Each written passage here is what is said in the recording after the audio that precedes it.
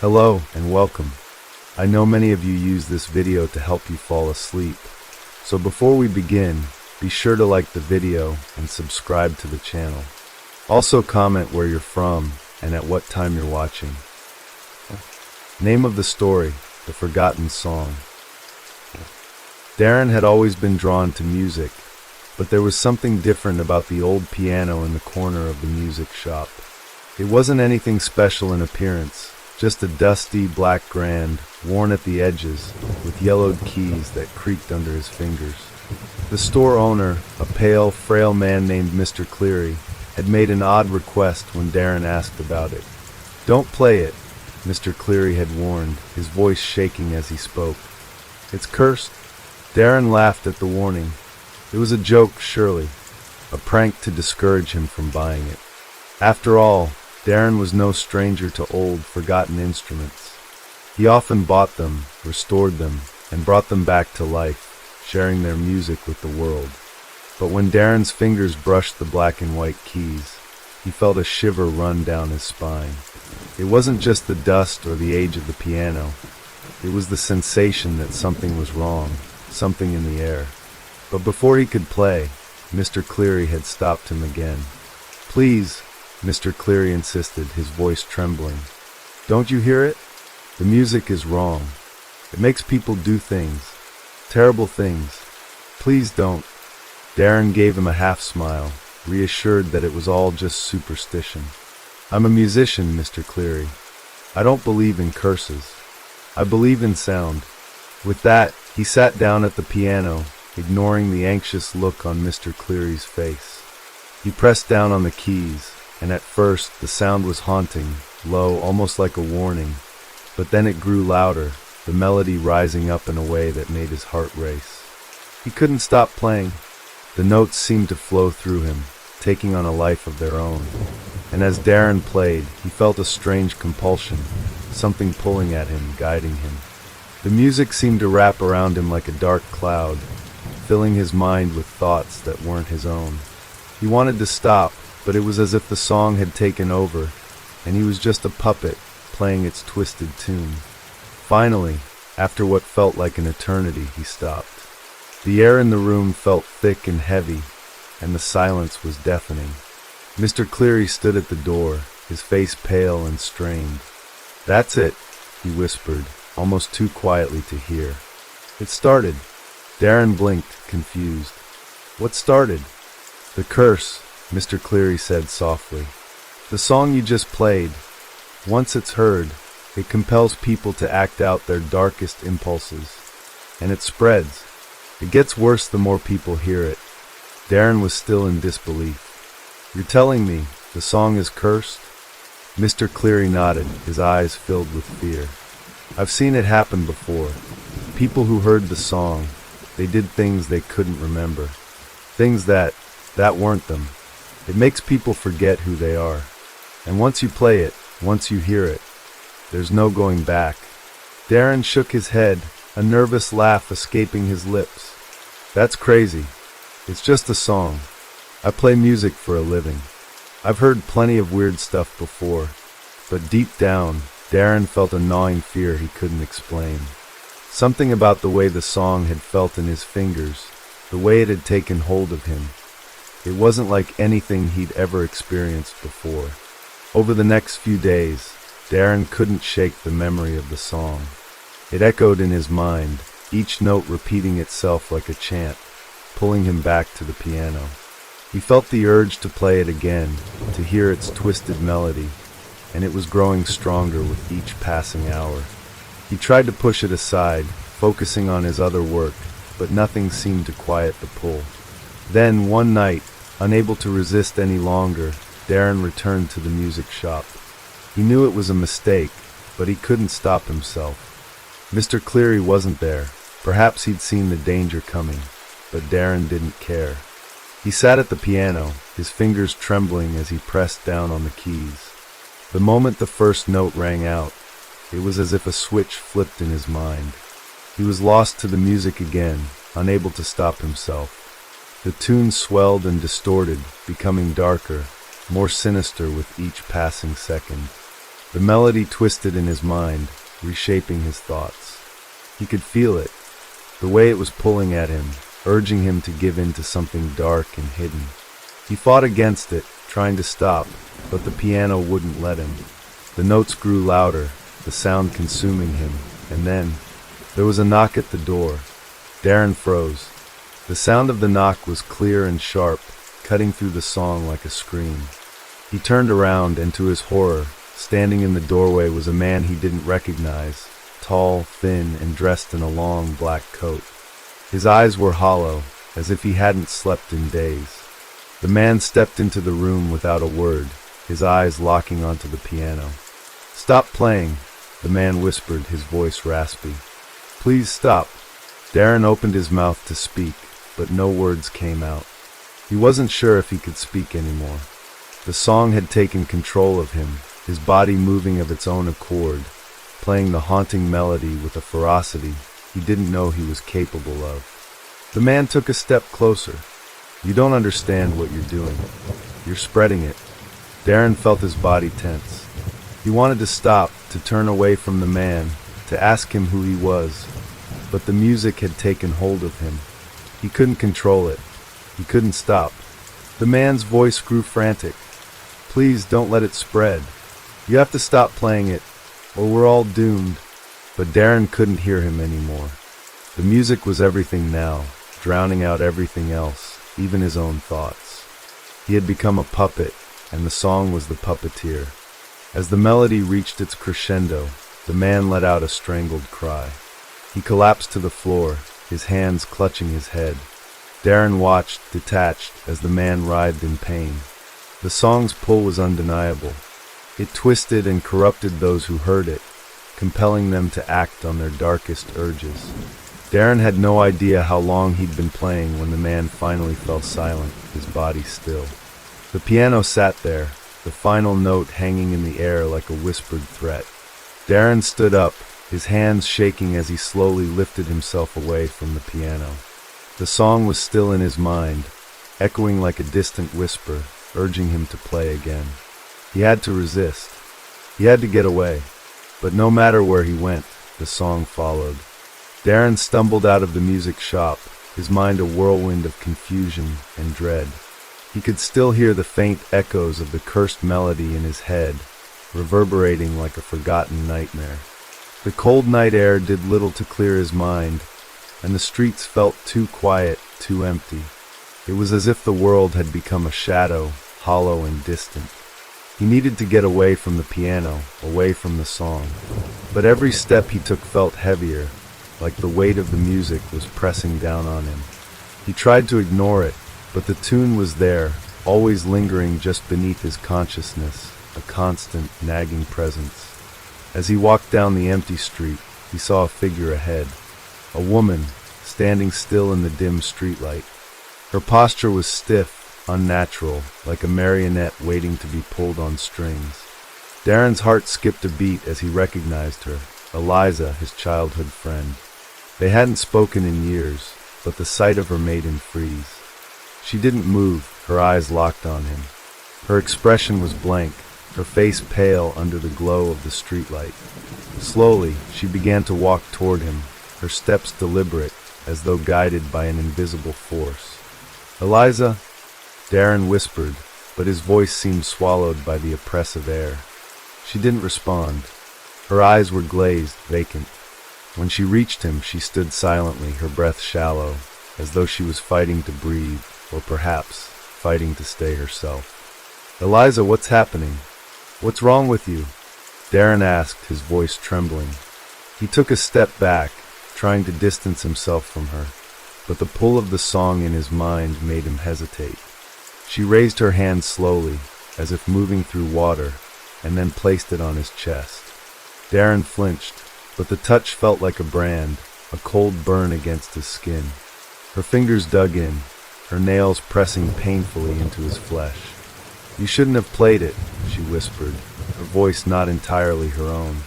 "It was hollow, almost robotic. Now it's inside you. It's inside everyone who hears it. It won't stop. It won't let you go." Darren's heart raced. "What do you mean?" "Eliza, you're scaring me. You have to stop this." But Eliza only shook her head, her grip tightening. Her eyes flickered with something familiar, something human, but it was quickly drowned by the darkness that the song had awakened in her.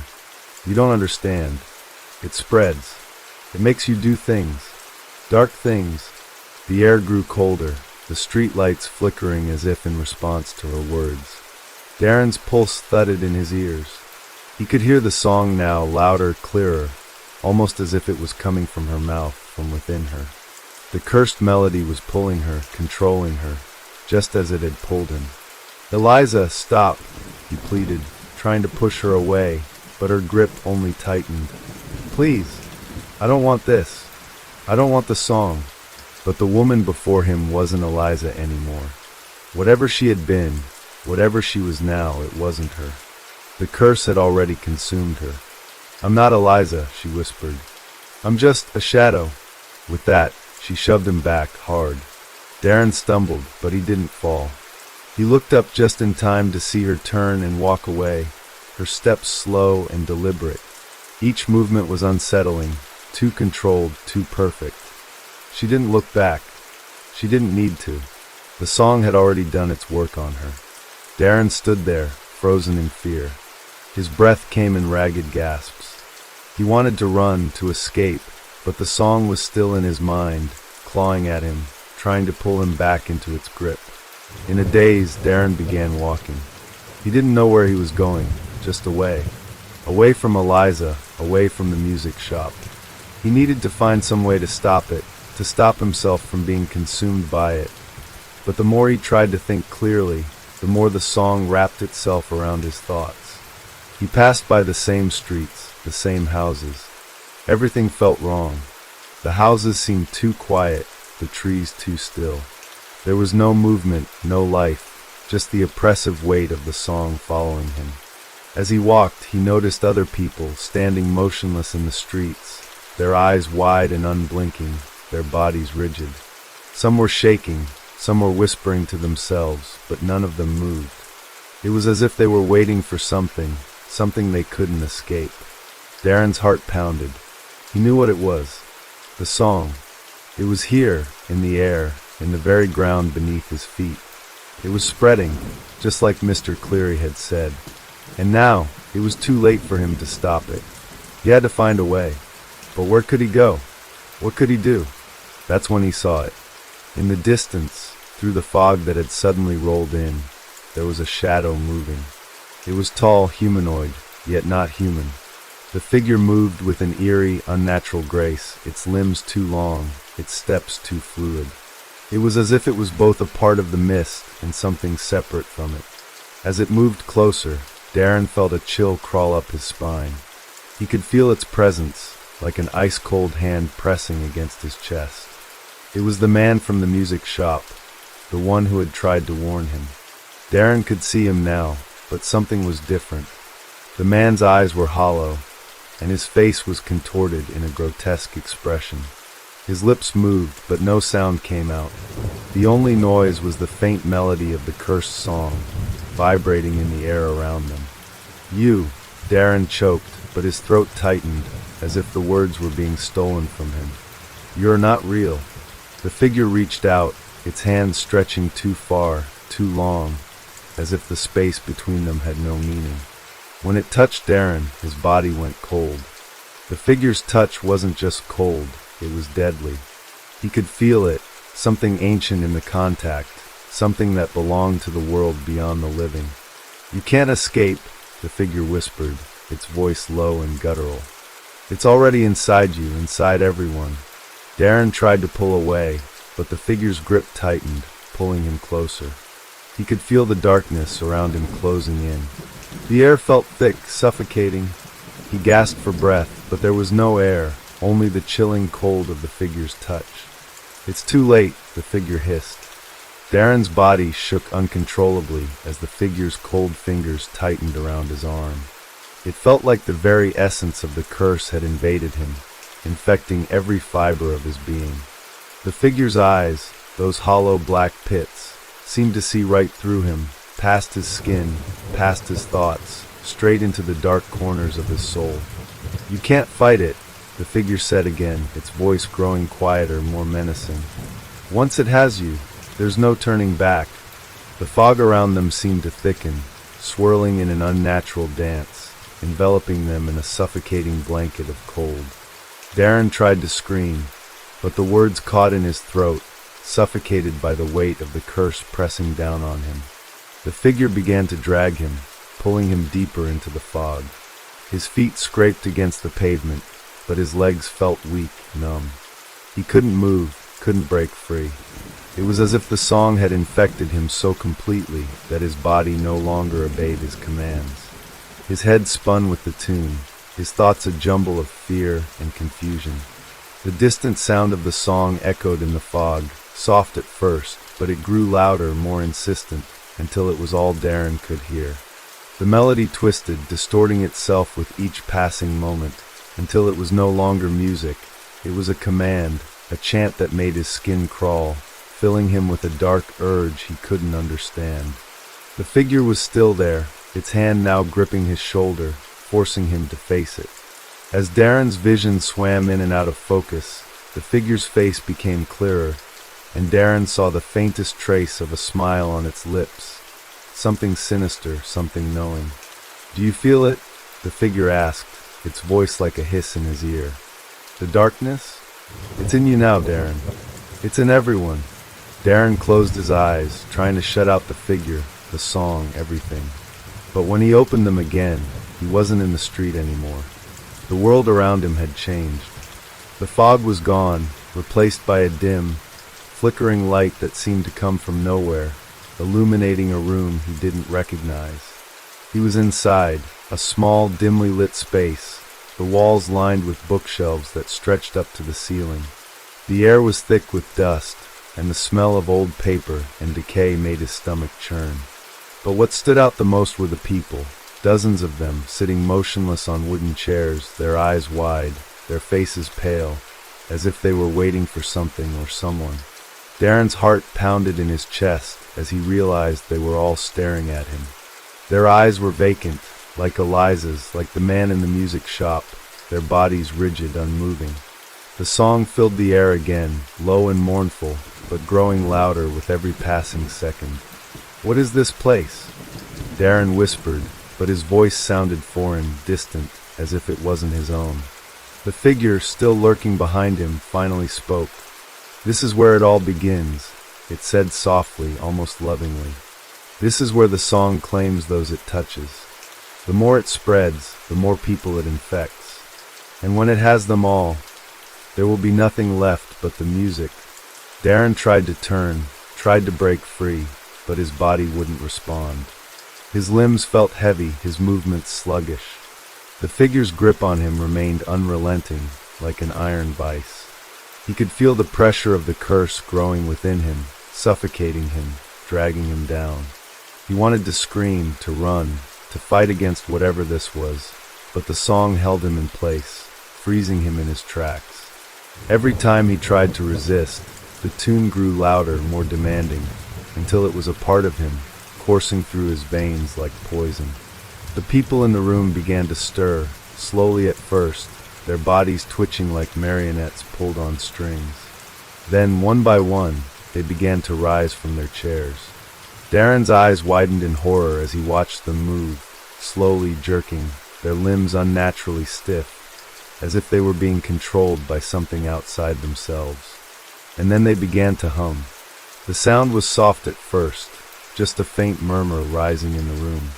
But as each person joined in, the humming grew louder, more chaotic, until it blended into the cursed melody that had taken over Darren's mind.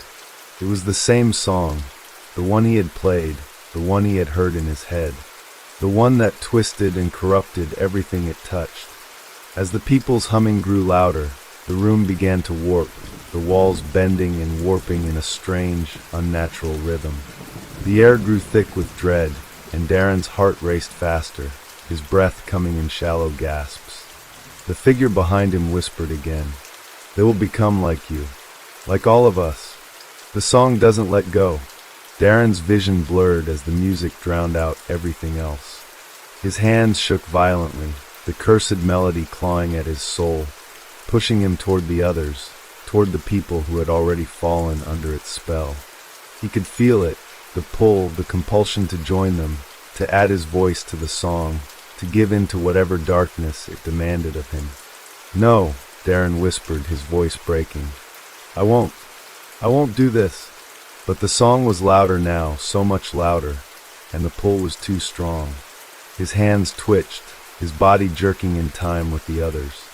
The figure's voice was in his ear, constant, unyielding.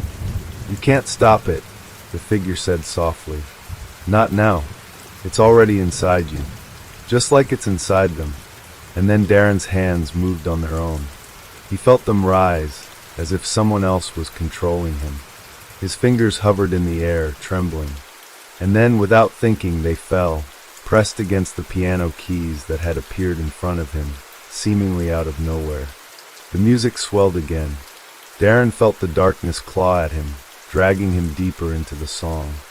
His eyes were wide, filled with terror, as he pressed his hands harder against the keys. His body was no longer his own. He was nothing but a vessel for the song, a puppet of its will. As he played, the room seemed to warp around him again. The walls distorted, the people's faces twisted in agony as they hummed louder, their bodies moving in unnatural ways. Darren could feel it, the curse taking hold of them, just as it had taken hold of him. And the figure behind him, watching with an eerie smile, was the one who had unleashed it all. The song had begun, and now there was no escape. Darren's fingers continued to press the keys, each note deeper than the last, dragging him further into the abyss. His body moved like a marionette on strings, the song controlling him, bending his will, reshaping him into something less than human. He couldn't stop. His hands knew the tune, even if he didn't. His body had become part of the curse, a vessel for the song's twisted power. The people in the room continued to hum, their voices blending with the music in a maddening harmony. Their faces were empty, their eyes wide and unblinking, locked in a trance that left them no room for thought or resistance. They were all lost to it, just as he was. But there was something more now, something he couldn't quite place. The air in the room was thick with an oppressive presence, something ancient, something malevolent. Darren could feel it watching him, listening to him, as if the very room had become alive with the song. He tried to stop, to pull his hands away, but the compulsion was too strong. The more he tried to fight, the louder the song became, drowning out every rational thought. The figure, standing just behind him, let out a low, satisfied laugh. "You're not the first," it said, its voice cold and mocking. "And you won't be the last." Darren's head spun as the figure's words sank in. He tried to focus, tried to make sense of it all, but the song was relentless, pushing his thoughts aside like they didn't matter. His hands shook uncontrollably, but they didn't stop. The music flowed through him, weaving through his veins, filling him with an overwhelming sense of dread and darkness. "There's no escape," the figure continued, moving closer. "The song has already taken root inside you. You'll spread it, whether you want to or not." Darren's stomach churned at the thought. He didn't want this. He didn't want to hurt anyone, didn't want to be a part of whatever this was. But the song, it made him feel like a puppet. He was powerless, a mere instrument for something far darker than he could comprehend. The figure loomed over him, its eyes gleaming with a twisted satisfaction. "You've played it," it said, "and now it's too late. It will spread, and there's no turning back." The room felt smaller, suffocating, as the music reached a fever pitch. Darren couldn't breathe. His chest tightened, his heart racing, but the song, it never stopped. It consumed him, pulling at every thread of his existence. Suddenly, the people in the room began to move again. One by one they stood, their movements jerky and unnatural, like ragdolls being pulled by invisible strings. They raised their arms, their mouths open, as if they were about to sing, but no sound came from them. And then Darren realized they weren't singing. They were listening. The song had already taken root in their minds. It wasn't just an auditory infection. It was something far more insidious. It was controlling them, bending their will, making them slaves to its call. They couldn't escape, not anymore. And neither could he. One of the figures, a woman with hollow eyes, stepped forward. She reached out, her fingers twitching with a terrible urgency, as if she were drawn to him. She took a step, then another, until she was standing directly in front of him, her eyes locked on his. You feel it, don't you?" she whispered, her voice distant, as if she were speaking from another world. "It's inside you now. It's inside us all." Darren wanted to speak, to protest, but his throat tightened. The words wouldn't come. He could only stare at her, his eyes filled with horror as she took his hands and pressed them against the piano keys again. "I can't stop," Darren whispered, his voice barely audible. "Please make it stop." But the woman only smiled, a vacant, chilling grin that sent a ripple of terror through his chest. "No one can stop it now," she said softly, almost lovingly. "Not you, not me, not anyone. The song, it owns us now." Darren's mind reeled. He could feel it, the weight of the song in his chest, crawling under his skin, spreading like a disease. It wasn't just a melody anymore. It was a presence, a force, a curse. And just like the others, Darren's body began to obey. His fingers moved, playing the keys with an almost mechanical precision, despite the chaos in his mind. He wanted to scream, to tear away from it, but he couldn't. The song had him. It had them all. As the music grew louder, a deafening crescendo, Darren's vision blurred. The figures around him began to sway, their bodies jerking as if they were caught in some sort of trance. The walls of the room seemed to warp and twist, stretching, bending, until they were nothing more than shadows, disappearing into the infinite void. Darren's heart thudded painfully in his chest. His hands moved on their own, faster now, the cursed melody building higher, darker, until it consumed him entirely. It was all he could hear, all he could feel. The presence of the song wrapped around him like chains, tightening with each note. And then something changed. The figures around him stopped. All at once they froze. The humming ceased. The music faltered. Darren's heart skipped a beat as he looked around the room. For a split second, everything was still. He was alone, alone in the room, the cursed melody gone, replaced by a hollow silence that left his ears ringing. But it wasn't silence. It was something far worse. Something that made the hairs on the back of his neck stand on end. The shadows moved. They twisted, stretching like liquid, seeping into every corner of the room. Darren tried to back away, but his legs wouldn't obey. His body was still under the song's grip. The shadows began to take shape. Figures, black, featureless shapes, emerged from the darkness, moving toward him. They were everywhere, closing in around him. He could feel their eyes, though they had no faces. Their presence was suffocating. And then the song began again. Faint at first, barely audible, but as it filled the air, it grew louder, more insistent. It wasn't the melody anymore. It was a command, a demand. Darren tried to scream, but no sound came out. The darkness closed in, and the figures surrounded him, each one pressing closer, their movements unnervingly slow, deliberate. "You'll spread it," one of them whispered, its voice a low rasp that sent chills down his spine.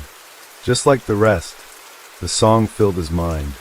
The presence of the shadows enveloped him, and as the darkness consumed him entirely, Darren finally understood. There was no escape. The shadows closed in tighter around Darren, their cold, faceless forms pressing in from every side. The cursed melody pulsed in his mind, vibrating through every cell of his body. It wasn't music anymore. It was a command, a force, a hunger. He could feel it pulling at him, demanding that he join in, become one with the others. His hands trembled, the instinct to play the piano, to give in to the song, fighting against every rational thought he had left. "No!" Darren tried to shout, but his voice was swallowed by the suffocating silence that pressed in from all directions. The shadows were closer now, their unseen eyes watching him, waiting for him to fall into line. But he resisted. He had to resist. There had to be something, anything, he could do to stop this. One of the figures stepped forward. It moved with a slow, deliberate grace, its shape shifting and undulating as it approached. There was no face, no features, just a void of darkness, but Darren could feel its presence, could feel the weight of its gaze, even if it had no eyes to speak of. "You cannot fight it," the figure whispered, its voice a cold, haunting echo. "The song will claim you, just as it has claimed us." Darren's chest tightened, his breath coming in ragged gasps. The figure's words echoed in his mind, mixing with the endless chant of the song. It was true, he could feel it now. The song was inside him, inside every person who had heard it. It was the blood that flowed in his veins, the air that he breathed. It was everything. He took a step back, his legs unsteady, but it didn't matter. There was nowhere to go. The room had no boundaries anymore. The darkness stretched on infinitely, pulling him deeper into its cold embrace. The shadows shifted again, and the figure that had spoken moved closer, its presence suffocating. "You'll join us," it said, its voice a low, guttural rasp. "You'll spread the song, just as the others have before you, and you will make more. More to join the chorus. More to drown in the song's endless void." Darren shook his head, his teeth clenched in a desperate attempt to resist. He fought to break free from the hold the song had on him, but the more he fought, the louder it grew. It was all-consuming, deafening, and there was nothing left to hold on to. It felt like the very air itself was filled with the song, suffocating him with its demands. And then, in the depths of the darkness, a figure emerged, one he knew all too well. It was Eliza. Her face was pale, her eyes wide and unblinking, locked in the same vacant stare that had haunted him earlier. She stood there, motionless, her body rigid. Her mouth opened, but no sound came from her lips. Only the song, only the melody. She reached out, her hand trembling as she extended it toward him, her fingers curling as if pulling him closer, beckoning him to join her. Darren wanted to run, to scream, but his body refused to obey. It was as if the very act of resistance was pushing him deeper into the song's grasp. "Eliza," he whispered, his voice raw with pain. "Please stop. Please." But she didn't answer. She couldn't answer. She had already fallen under the song's curse, just as everyone else had. The darkness was in her now, and it would never let her go. It was in all of them. With a sudden movement, Eliza's hand touched his shoulder, and the moment her skin made contact, Darren felt a jolt of cold, a shiver that ran through his entire body. The song's presence surged inside him, overwhelming him. His hands twitched uncontrollably, moving toward the piano keys once more. "No," he gasped, fighting the urge to play. But it was no use. His fingers hovered over the keys, moving on their own, as if they had a mind of their own, as if they had already been claimed. "You can't resist," the figure murmured. "You will play. You will make others hear it. And soon, the song will spread farther than you could ever imagine." Tears filled Darren's eyes as he looked at Eliza, her empty gaze staring back at him. The song was inside them both now. It had consumed her. It had consumed him. And there was nothing left but to play, to give in. His fingers pressed the keys. The song surged through him like a tidal wave, filling his entire being with its cold, relentless force. The melody echoed in the air, filling the room, reverberating in the walls, the shadows, the very air itself. It was more than just a song. It was a curse, a force that devoured everything in its path. And as Darren played, his mind faded further into the darkness. He could no longer tell where he ended and the song began. His body was no longer his own. He was just a vessel, a conduit for the curse that was now alive within him. One by one, the others began to hum again. It was soft at first, a low, eerie sound that filled the room. But as the figures around him began to join in, the humming grew louder, more intense, until it became a single, unified sound, a cacophony of voices rising together in the same cursed melody. Darren's fingers moved with the others, faster now, the song swelling, pulling them all together, creating a symphony of darkness. It was beautiful, and it was terrible. The shadows swirled around them, gathering in the center of the room, forming into a dark, swirling mass. The figures began to sway, their bodies jerking with the rhythm of the song. Their faces, still vacant, began to shift, to twist, as if they were being reshaped by the music, turned into something else, something less than human. And Darren realized with a sickening jolt that he was becoming like them. He was becoming one with the song. The shadows wrapped around him, tightening, suffocating him in their cold embrace. He tried to break free, to scream, but the song filled his mind, his soul, his very being. There was no escape. "You'll never stop it," the figure whispered, its voice fading as the music grew louder. "The song will spread. It always does." And as the last remnants of Darren's consciousness slipped away, as his body gave in completely to the cursed melody, he understood. The song had won. The song, now an unstoppable force, filled the room completely. It was a tidal wave of sound, sweeping through the air, vibrating the very walls, the floors, the ceiling. Darren's body was no longer his own.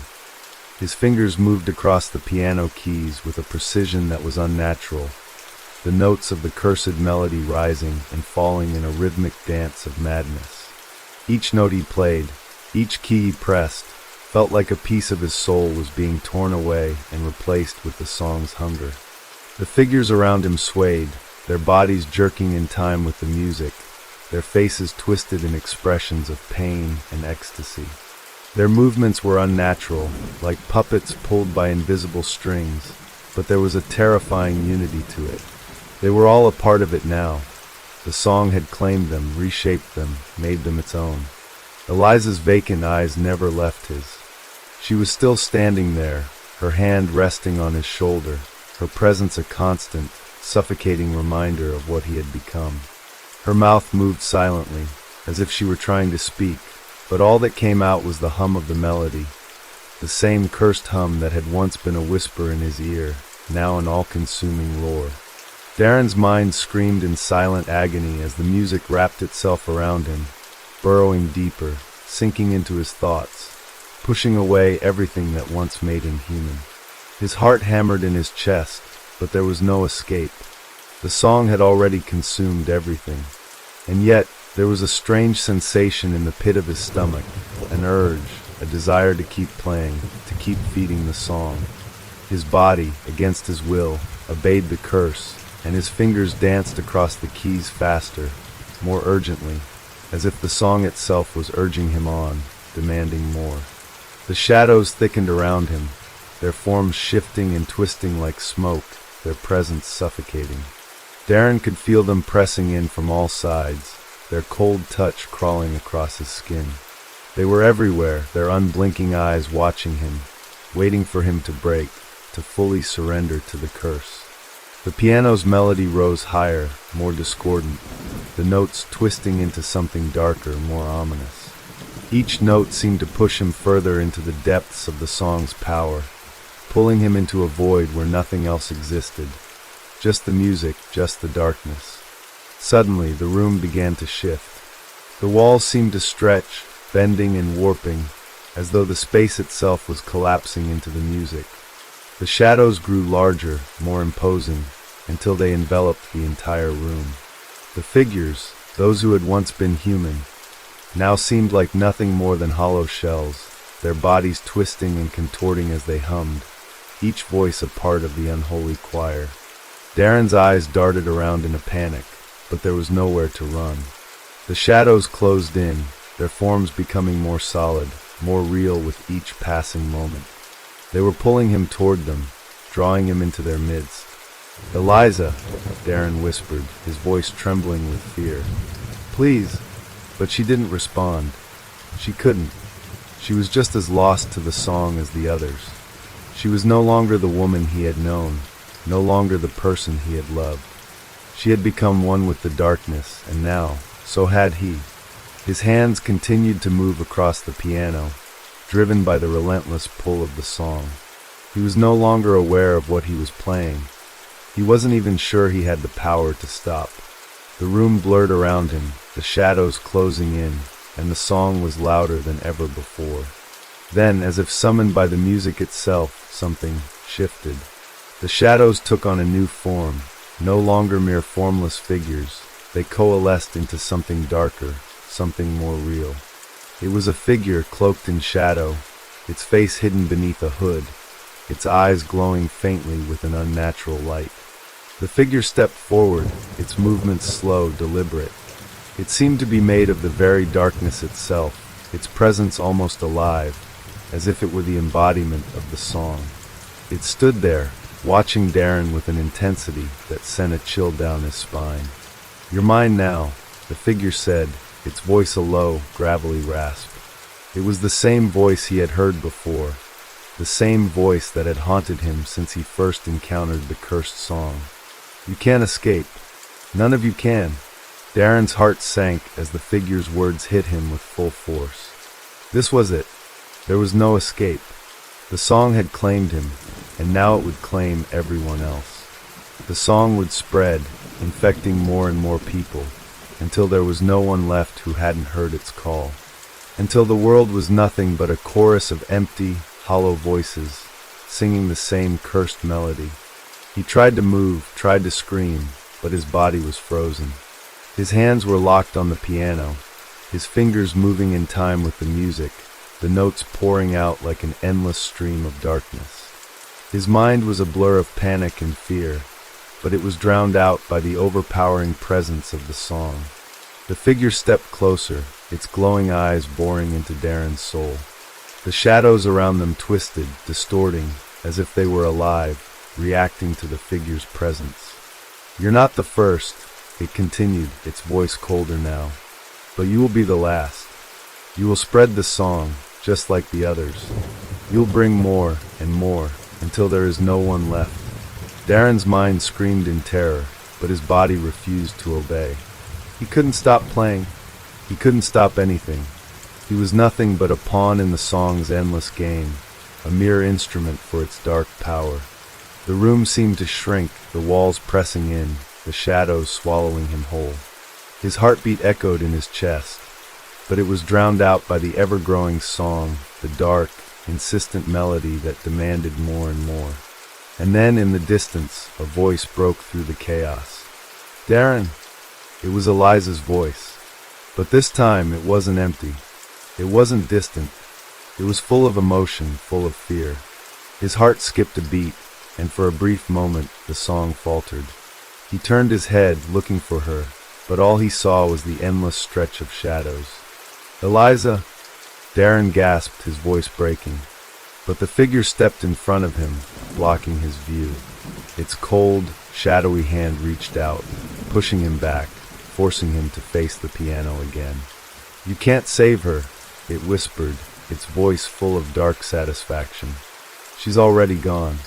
Just like you." The music surged once more, the song filling every corner of the room, drowning out everything. Darren's hands trembled as they pressed against the piano, but they couldn't stop. They wouldn't stop. The song would never let him go. He was part of it now, part of its endless march toward destruction. As the shadows closed in around him, and the melody became all-consuming, Darren finally understood the terrible truth. There was no escape. The song would never stop, and soon neither would he. Darren's mind raced, spinning in a vortex of fear and despair. The shadows were everywhere now, cloaking him in their cold embrace, pulling at him, tugging him toward the dark figure in the center of the room. He tried to scream, but his voice was lost beneath the crushing weight of the song. It was everywhere, echoing through his mind, in his blood, in his soul. It had become a part of him, inseparable, unstoppable. His fingers, against his will, continued to move across the piano keys. The melody flowed effortlessly from him, like a river of darkness. Each note, each chord felt like a chain tightening around him, binding him to the curse. He had no control. He was just a vessel now, a puppet. And the song, it never stopped. The figure in front of him, cloaked in shadow, stood motionless, watching Darren with glowing, predatory eyes. There was something almost alive in the figure's gaze, something that stirred a deep, primal fear in his chest. "You think you can resist?" the figure rasped, its voice a chilling whisper. "You think you can escape? But you're wrong, Darren. You're already a part of it. You always were." The shadows seemed to pulse with the figure's words, a dark, sinister rhythm that matched the beat of the cursed song. Darren's heart hammered in his chest, but there was no escaping the truth. The figure was right. He had always been drawn to the song, to its dark allure. Even before he had found the sheet music, even before the first note had ever touched the air, he had been destined to be consumed by it. The song had always been waiting for him. "You were chosen," the figure continued, its voice seeping into Darren's mind like poison. "You'll spread it, just as I spread it, just as the others did, and you'll never stop." Darren's body moved in time with the music, his hands obeying the dark call of the piano, his fingers pressing the keys with a mechanical precision. The melody swelled, building in intensity, until it filled the room, swirling around him like a living thing. It was alive. The song was alive, and it was feeding on his fear, on his desperation. "You're nothing but a conduit," the figure said, its voice now an almost loving whisper. "A vessel for the song's power. And soon you'll see, there is no escaping it. There is no breaking free. It's already too late." As the figure spoke, the shadows surrounding Darren seemed to grow taller, their forms shifting and warping, taking on a more solid shape. They were no longer just empty silhouettes. They were becoming something more, something real. The darkness closed in on Darren, suffocating him, drowning him in its cold, oppressive presence. He tried to break free, to pull away, but his body refused to obey. His fingers continued to play, the cursed melody pouring from him in waves. And then, as if the very room itself were collapsing in on him, something terrible happened. The shadows began to move. They swirled around him, their forms solidifying into twisted shapes, figures, faces, hands, all of them part of the song, part of the curse. The music shifted with them, the notes growing more discordant, more haunting, more frenzied. Darren could feel his mind starting to unravel, the weight of the song pressing down on him, pushing him toward the brink of madness. He wanted to scream, to run, but there was no escape.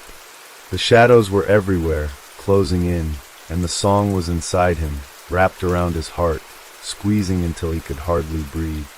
In the distance, he saw Eliza again.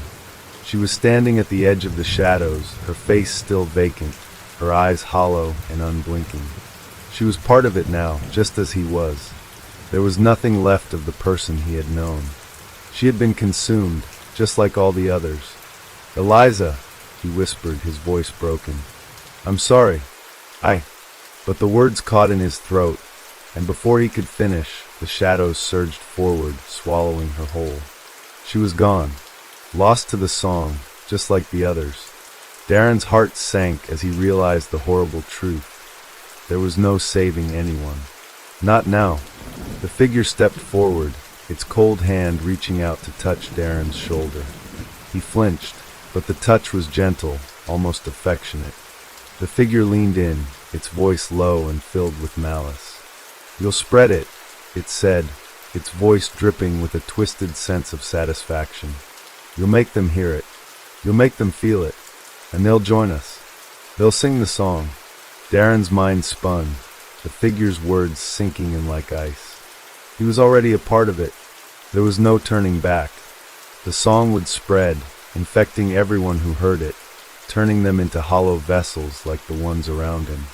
He could feel it in his bones now. The song was inside him, a part of him, and it would never let him go. The piano continued to play, the cursed melody flowing through him like a river of darkness. The figures around him moved in time with the music, their bodies shifting and jerking as they hummed the song, their voices rising in a haunting, eerie chorus. It was beautiful. It was terrible. It was everything. And Darren realized with sickening clarity that he would never escape. The song would never stop. It would spread, and there was nothing he could do to stop it. He would keep playing over and over again, spreading the curse to anyone who would listen, until there was no one left who hadn't heard it, no one left to resist. The shadows closed in around him, and he played. He played, and he sang, and the song would never end. As Darren's fingers moved over the piano keys, each note seemed to solidify his fate. The music was no longer just sound. It was a force, a presence that wrapped around him like a shroud, squeezing tighter with every passing second. His mind was slipping, unraveling under the weight of the song, the melody growing louder, more insistent, more demanding. The shadows were no longer distant, no longer just ominous shapes. They had mass, form, presence. They pressed against Darren from all sides, their cold, phantom-like hands brushing against his skin, their bodies twisting in grotesque motions to the rhythm of the song. They were with him, part of him now, and their eyes, if they even had eyes, watched him with a terrifying intensity. Darren's gaze locked on Eliza once more. She stood just outside the swirling mass of darkness, her face as blank and expressionless as before. But there was something different now. Her eyes, though empty, seemed to flicker with something desperate, something human. "Eliza!" Darren tried to scream, his voice ragged. But it was useless. The song drowned out his words, and his body refused to stop playing. He could feel the movement of his fingers, the haunting melody flowing from him as if it were the only thing keeping him alive. He had no choice. He had no control. The song was in him, and it was taking everything. The darkness deepened around him, the figures closing in as the music continued to swell. Their movements became frantic, their humming more frantic, more chaotic, until it felt like the very air itself was trembling with their energy. It was like a storm, building, gathering strength, ready to tear everything apart. "Eliza!" Darren tried again, his voice barely a whisper, but this time it was different. He could see it, the faint flicker of recognition in her eyes, the brief, fleeting moment where her humanity surfaced, where she seemed to reach out to him. For a second, it felt like there might be a way out, like he could break free, like he could save her from this madness. But before he could even reach out, the darkness closed around her. It was swift, consuming her in one smooth motion. Her figure disappeared, swallowed by the shadows, and with it, any hope that had remained in Darren's chest. "No," he whispered, his heart breaking. But there was no time to mourn, no time to resist. The song was louder now, roaring through his veins, and the figures around him were moving faster, their bodies twisting in unnatural, jerky motions. They were no longer just part of the darkness. They were the darkness. The figure at the center, the one who had been watching Darren from the beginning, stepped forward. It was closer now, its presence overwhelming, suffocating. Its glowing eyes locked onto Darren with an unsettling intensity, like it could see into his very soul. "It's done," the figure said, its voice a guttural, almost soothing whisper. "You are part of the song now. You are one of us, and you will never leave." Darren's eyes filled with tears, his chest tight with a grief he could not fully understand. The weight of the figure's words crushed him. He had tried to fight, he had tried to resist, but in the end, it had been inevitable. The song had always been in him, waiting, pulling, calling him to this moment. He was part of it now. He was lost. The figure raised a hand, and in the center of the room, the shadows rippled and split, revealing a twisted, grotesque version of the piano. Its surface was dark, slick, like polished obsidian. But as Darren looked closer, he saw the truth. There were no keys. Instead, the piano's surface was a mass of writhing, squirming shapes like the wriggling bodies of insects, pulsating with a sickly energy. The figure turned to face the piano and smiled, the expression twisted, unnatural. "This is the heart of the song," it said, its voice dripping with satisfaction. "The instrument through which all the others will be played. The song will spread from here, and it will never end. It's already begun. You will make them hear it. You will make them sing." Darren felt the cold sting of despair tighten around his heart. There was no escape, no hope. The song was a part of him now, and no matter where he went, no matter how far he ran, it would follow him. He had played the first note. He had opened the door, and now there was no way to close it. The figure placed its hand on the piano's surface, and the squirming shapes beneath the black surface stilled, their movement slowing to a hauntingly unnatural rhythm. It was as though the very song itself had taken root, become an entity, something alive, something that could not be destroyed. Darren's fingers hovered over the piano again, trembling, unwilling but unable to resist. The figure's eyes bore into him, urging him on. "Play," the figure whispered, its voice soft, coaxing, like a lover's caress. "Play, and let them hear the song. Let them join us." Darren's breath caught in his throat. He could feel the song pulling at him, urging him to press the keys, to feed it, to make the melody rise, to let it echo into the world. And just as before, his fingers moved, almost of their own accord, pressing the keys in time with the demands of the song. The room around him seemed to distort. The walls blurred, the shadows twisted. The figures around him began to sway again, their bodies jerking in time with the rhythm of the song, their faces contorting as they hummed in harmony. Darren's own voice joined them, though it was not his voice anymore. It was a hollow echo, a part of the song, a part of the curse. And then, with a sickening realization, Darren understood. This was how it spread. Through the music, through the voice, through the mind. The song would never end. It would consume the world, one person at a time, until there was nothing left but the hollow hum of its endless, eternal chorus. And as the figures closed in, the shadows thickening around him, Darren's hands moved with the others, faster, harder, feeding the melody. The song was alive. It was unstoppable, and he was part of it now. The music seemed to pulse with life, each note reverberating through Darren's body, through his very soul. The shadows around him writhed, their forms twisting like living things. The faces of the figures who had once been human now contorted in grotesque expressions, but their eyes were empty, hollow, like the eyes of people who had lost everything. Darren's fingers flew across the piano keys, and he couldn't stop. It was as if his body no longer belonged to him. Each note, each chord, felt like a heavy weight, but he couldn't escape. The song wasn't just playing, it was consuming him, sinking deeper and deeper into his mind. The melody was his prison now, and there was no key to unlock it.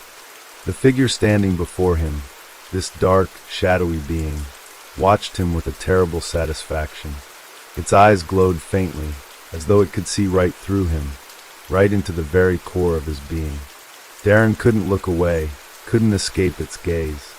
It was as if the figure held him in a trance, forcing him to play, to spread the curse. "You see, Darren," the figure's voice came again, its whisper cold and silky, "the song was never meant for you alone. It was always meant to spread, to infect, to consume. And now you are its vessel, its chosen one. You will bring it to those who have not yet heard. You will make them listen." A shiver ran down Darren's spine. His fingers faltered for just a moment, but the song would not let him stop. It was in him now like a parasite, taking root in every fiber of his being. The music surged, pushing him forward, and his hands resumed their motion, slamming down on the keys, harder and faster than before. His heart raced in his chest. He could feel his body breaking down under the pressure, his mind unraveling piece by piece as the shadows around him grew darker, denser, more suffocating. The music didn't let up. It never stopped. It never would. From the corner of his eye, he caught sight of the other figures again, those who had once been his friends, his family, his loved ones. They were now just shadows, empty shells, their faces twisted in horror, their bodies jerking in time with the music. But there was something else in their eyes, something almost familiar. For a brief moment, Darren saw flashes of their former selves, their humanity, before the darkness consumed them entirely. "Eliza," Darren gasped, his voice cracking. He turned his head toward where she had been, but she was gone. She had been swallowed by the darkness, just as the others had been. There was no saving her. There was no saving anyone. The figure moved closer to him, its form shifting and bending with the shadows. Its cold, invisible touch rested on his shoulder, sending a chill through his spine. "You've lost them all, Darren," the figure whispered, "and you will lose more. The song will spread. It will find them wherever they are, and they will listen. They will join." Darren's vision blurred as the song twisted inside his head, as the figure's words sank in like poison. He had already lost everything, his friends, his family, Eliza, and now the world would feel the song's reach. He would be the one to spread it. He would be the one to make them hear it, to make them feel it. His mind screamed in protest, but the music drowned out his thoughts. He had no control. The song had him now, and there was nothing left but the endless flow of its cursed melody. His fingers continued to play, and the room around him seemed to distort. The shadows grew, crawling across the walls, across the floor, swallowing everything in sight. The air was thick with the weight of the song, thick with the darkness it brought. It was alive now, the song, alive and hungry, reaching for more. In the distance, he heard the faint echo of a voice. Someone was calling his name, but it wasn't Eliza's voice. It was too distant, too faint, like a whisper carried by the wind. "Darren," the figure's voice interrupted his thoughts. "They're coming," it said. "You can feel it, can't you? The song is already calling them. And when they hear it, it will be too late." The walls of the room seemed to close in around him, and Darren could feel the pressure building, like the very air was being sucked out of his lungs. The shadows were everywhere now, creeping into every corner of the room, filling the space until it was nothing but darkness. And then, for a brief moment, the music faltered. Just for a second, the sound slowed, almost as if it were taking a breath. Darren's heart skipped a beat. Was it stopping? Was there a way out? But before he could even think, his hands began moving again, faster, harder, as though the music had to make up for that lost time. The melody surged forward with a violent intensity, like a storm breaking loose. The figures around him twisted and jerked, their movements more erratic now, more desperate. They were no longer just listening. They were becoming part of it. A distant thud echoed in the room, and Darren's head snapped up. A figure appeared in the doorway, another person, another victim. They had come to hear the song. The figure was tall, their face obscured by a hood. They stepped into the room slowly, cautiously, as if sensing the wrongness in the air, as if they were somehow aware of the danger. But their eyes, those eyes, were locked onto the piano, onto the cursed melody, and slowly they began to move toward it. "No," Darren whispered, but his voice was lost, drowned beneath the relentless swell of the music. He tried to stop playing, to reach out, to warn them, but it was impossible. The song would not let him stop. The song had already claimed them. The new figure stepped forward, their body moving in time with the music, their hands reaching for the piano. The moment their fingers brushed the surface of the cursed instrument, the air seemed to shift. The room seemed to pulse, the shadows rippling in response to the new presence. The figure looked at Darren, their eyes wide with a mix of awe and horror. But it was too late. The song had already begun its work on them, its dark call drawing them in. Their body jerked, their mouth opened, and the music flowed out of them like a whisper, like a breath. And Darren understood then. The song had never truly been about him. It was always about spreading. It was always about them. The curse would continue, from person to person, infecting and consuming, until the world was nothing but an endless hum of dark, discordant music. The figure's voice joined the others, faint, weak at first, but growing stronger with each passing second. They were part of it now. They would never escape. The song would never stop. And Darren would keep playing. The shadows surged again, like a wave crashing against the shore, and the new figure who had entered the room now stood fully immersed in the song's grasp. Their body jerked unnaturally, swaying and twisting with every note Darren played. Their mouth moved in sync with the haunting, discordant melody, their voice rising into a chilling, ghostly hum. Darren's heart sank, his body trembling as his fingers continued to dance across the keys. His mind screamed for him to stop, but there was no stopping it now. The song flowed through him like blood, and he was powerless to resist. The figure in the doorway, someone who had been drawn in, just like Darren once had, was lost. And now, the curse would spread again, weaving its insidious influence into the world, leaving nothing behind but empty, soulless shells. The room felt smaller, tighter. The walls seemed to close in on Darren as he played, the shadows growing thicker, more oppressive. The very air was heavy, saturated with the weight of the song. It was everywhere, every corner, every crevice, a constant, suffocating presence. The figures around him moved more frantically now, jerking and swaying like marionettes, their faces twisted in strange, grim smiles. Darren's breath came in shallow gasps. He had to look away, but he couldn't. His eyes were locked on the figure in the doorway, now fully consumed by the song. The person's body twitched violently, their limbs spasming as they too became part of the cursed melody. Their eyes were wide with terror, but as they opened their mouth to scream, only the song came out. Their voice joined the others, blending into the hollow, chilling chorus. Suddenly, Darren saw something that made his stomach twist with a sickening recognition.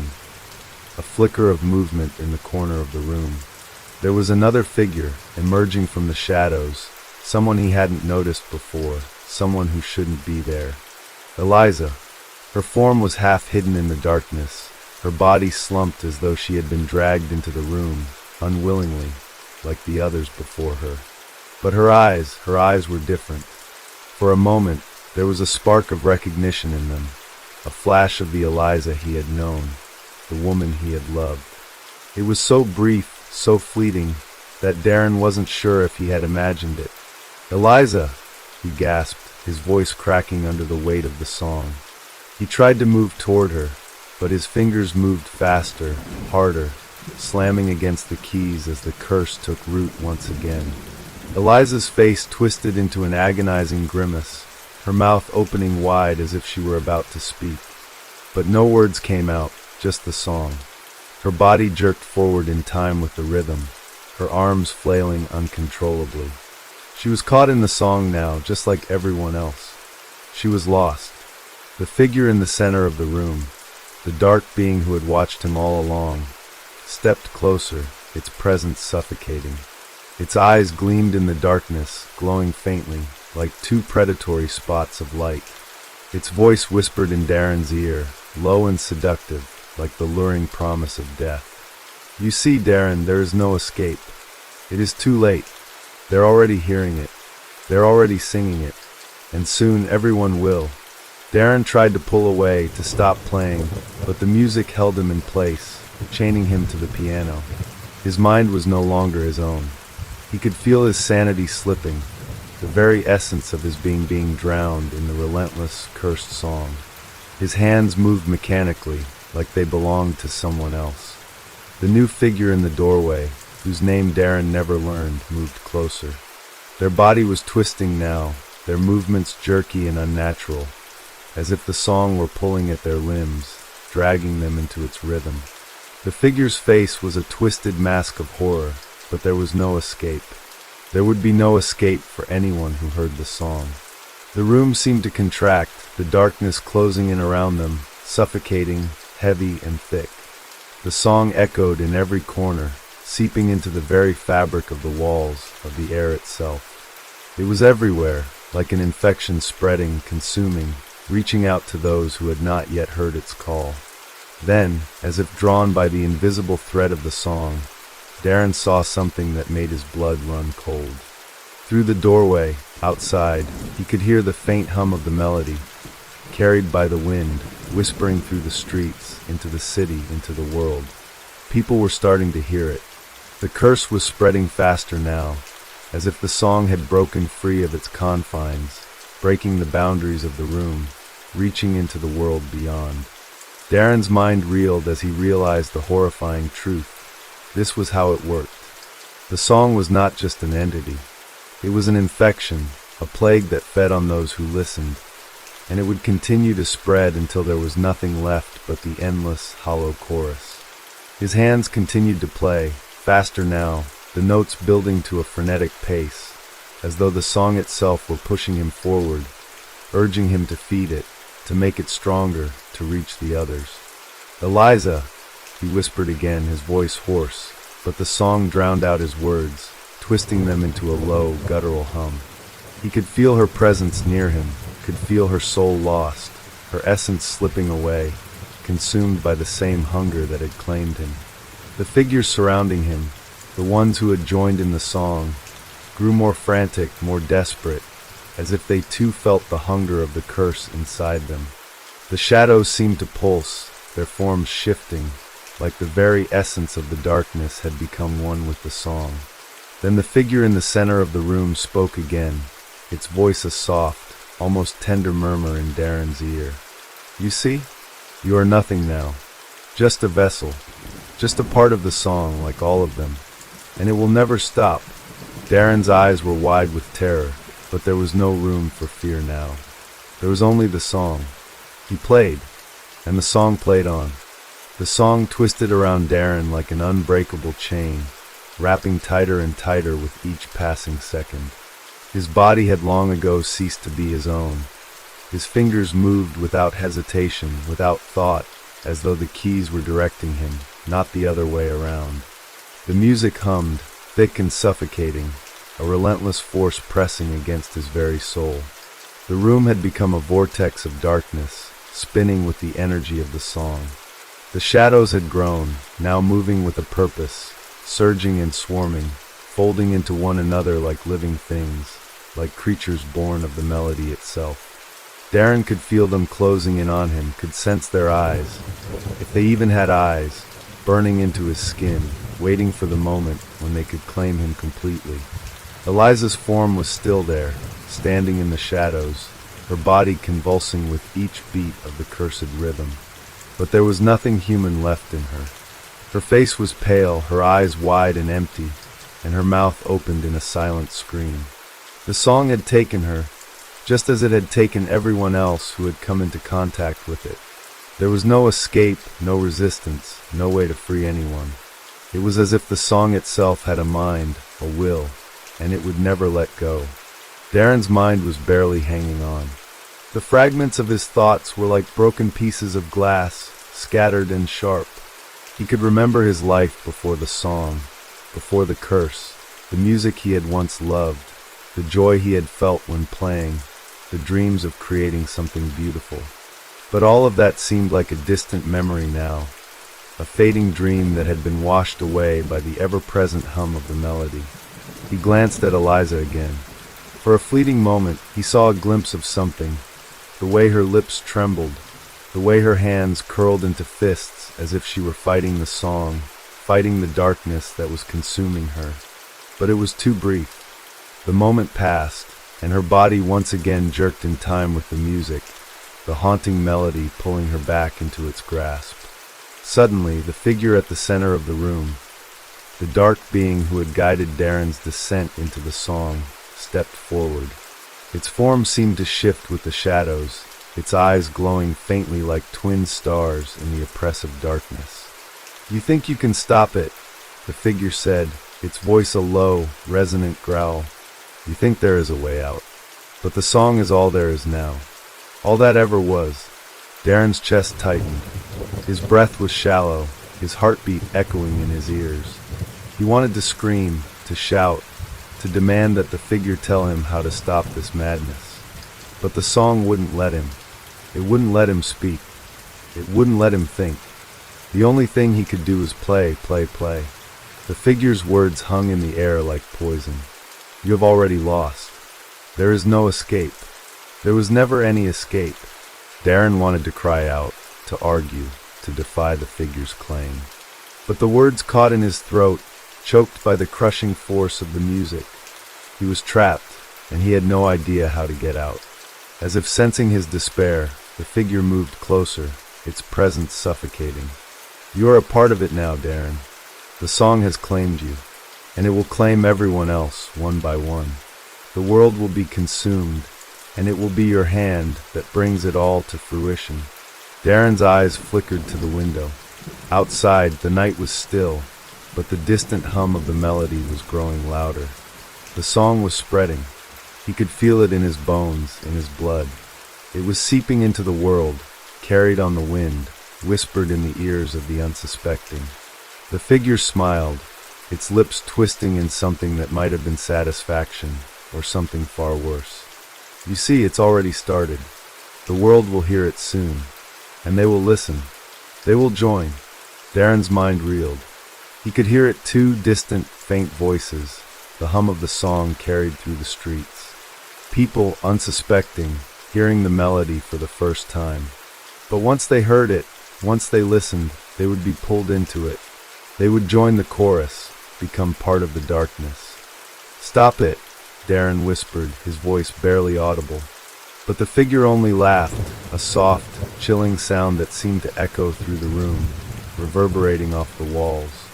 "There is no stopping it," the figure said, its voice a dark, melodic echo of the song itself. "The music will spread. It will take everything, everyone.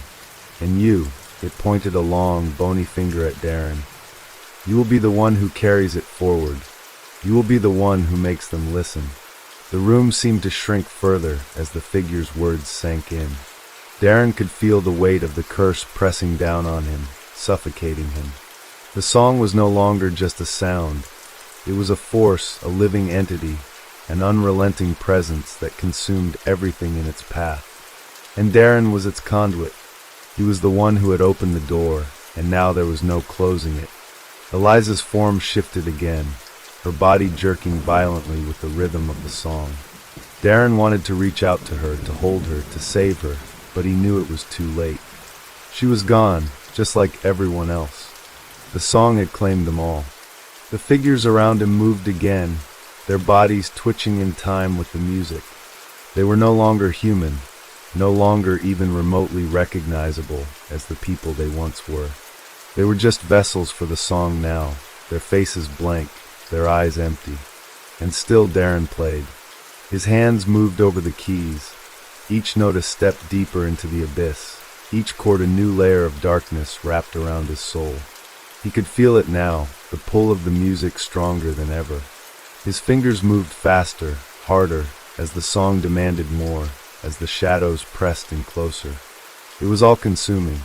It was inevitable. The figure's voice whispered in his ear again, soft and almost affectionate. "This is what you were always meant to be, Darren. A part of the song, a part of the curse. You will never escape it, and the world will never be the same." The song had taken everything. The world was already lost. And Darren, with his hands still moving over the piano keys, was the one who would ensure that the darkness spread. He was the one who would make them listen. And as the room filled with the endless, eternal hum of the cursed melody, Darren realized with a sickening certainty that the song would never stop. It would never end. It would live forever. The air felt thick with the weight of the song, the endless, suffocating melody that had become the pulse of the world. Darren's hands continued their relentless motion on the piano, his fingers numb from the strain, yet they refused to stop. The music filled the room, stretched out into the darkened corners, tangled with the shadows that seemed to grow in time with the notes. The figures surrounding him, his former friends, his family, Eliza, no longer resembled the people they had once been. They were mere husks, empty vessels for the song, their movements jerky and disjointed, like marionettes being pulled by invisible strings. Darren's vision blurred as the song swirled around him, and he could feel it in his chest, in his very bones, the gnawing hunger of the curse, eating away at everything that was human inside him. His mind fought against it, but it was useless. The music had completely overtaken him, and there was no room left for anything else. His soul felt hollow, like a vessel meant to carry the song, to spread it to others. He was nothing more than a tool. From the corner of the room, he could see the shadowy figure, the one who had first whispered the song's power into his ear, moving closer. The figure's eyes glowed with an unholy light, watching him with an expression of dark amusement. It wasn't just observing. It was feeding on his despair, on his surrender. "You feel it now, don't you?" the figure said, its voice a deep, echoing hum that seemed to vibrate through Darren's skull. "The song is a part of you. There is no turning back. You will bring it to the world, Darren. You will make them listen." Darren's throat tightened, but he could barely breathe. His fingers moved faster, more desperately, the melody escalating in its intensity. It was as if the song itself were a living thing, growing stronger with each passing second. He could feel it pushing against his skin, crawling beneath his flesh, claiming him piece by piece. "Please," he whispered, barely able to form the words as the song rose higher, more chaotic. I don't want to." The figure leaned closer, and Darren could feel its presence pressing in on him, suffocating. "You already are," it said softly. "There is no escape from the song. It will spread, and there is nothing you can do to stop it." Suddenly there was a crackle, a ripple in the air, like the world itself was reacting to the song. Darren's heart raced. The room seemed to pulse, the shadows stretching and folding, warping in a way that made his stomach churn. The music grew louder, deeper, as if the walls were vibrating with its force. It wasn't just in the room anymore. It was everywhere, filling the streets, the air, the very fabric of existence itself. From the distance, Darren thought he heard something, whispers maybe or voices carried on the wind. They were faint at first, but growing clearer, growing stronger. More people were hearing it. The song was spreading, infecting the world. Soon, everyone would hear it, and once they did, they would never be the same. Eliza's form twitched again, her body jerking in time with the music. Her eyes, wide and blank, locked onto Darren's, and for a fleeting moment he saw something human. But it vanished almost as quickly as it had come. She wasn't there anymore. She was just another piece of the song, a broken, twisted part of its dark chorus. Darren's breath hitched in his throat as he forced himself to look away, his eyes searching the room. There was no one left to save. No one. The world was already lost. The figure in the center of the room let out a low laugh, a sound that seemed to echo in the very air around them. "You still think there's hope? There is no hope, Darren. This is the beginning. This is the end. The world will become a symphony of despair. You will play, and they will listen. You will bring them into the darkness, and they will join."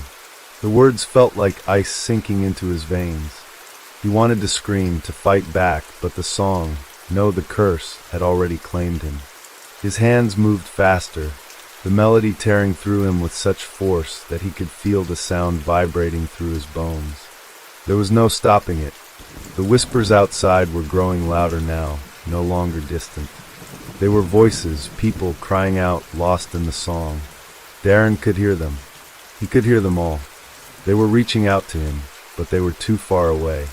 Too late. He tried to force himself to stop, to wrench his hands away from the piano, but it was impossible. The music pulled at him, and he was powerless to resist. He was a part of it now, a vessel for the song. The curse had bound him to it, and there was no escape. And then, as the room seemed to close in around him, as the darkness swallowed him whole, Darren heard something that made his blood run cold. A voice, faint at first, but growing louder. A voice that was familiar. "Eliza!" His heart skipped a beat, but his hands kept moving, faster, harder, the melody surging with a life of its own. The voice grew louder, more frantic, more desperate. "Eliza, no!" Darren cried out, but the words dissolved into the hum of the song, twisted and drowned by the music.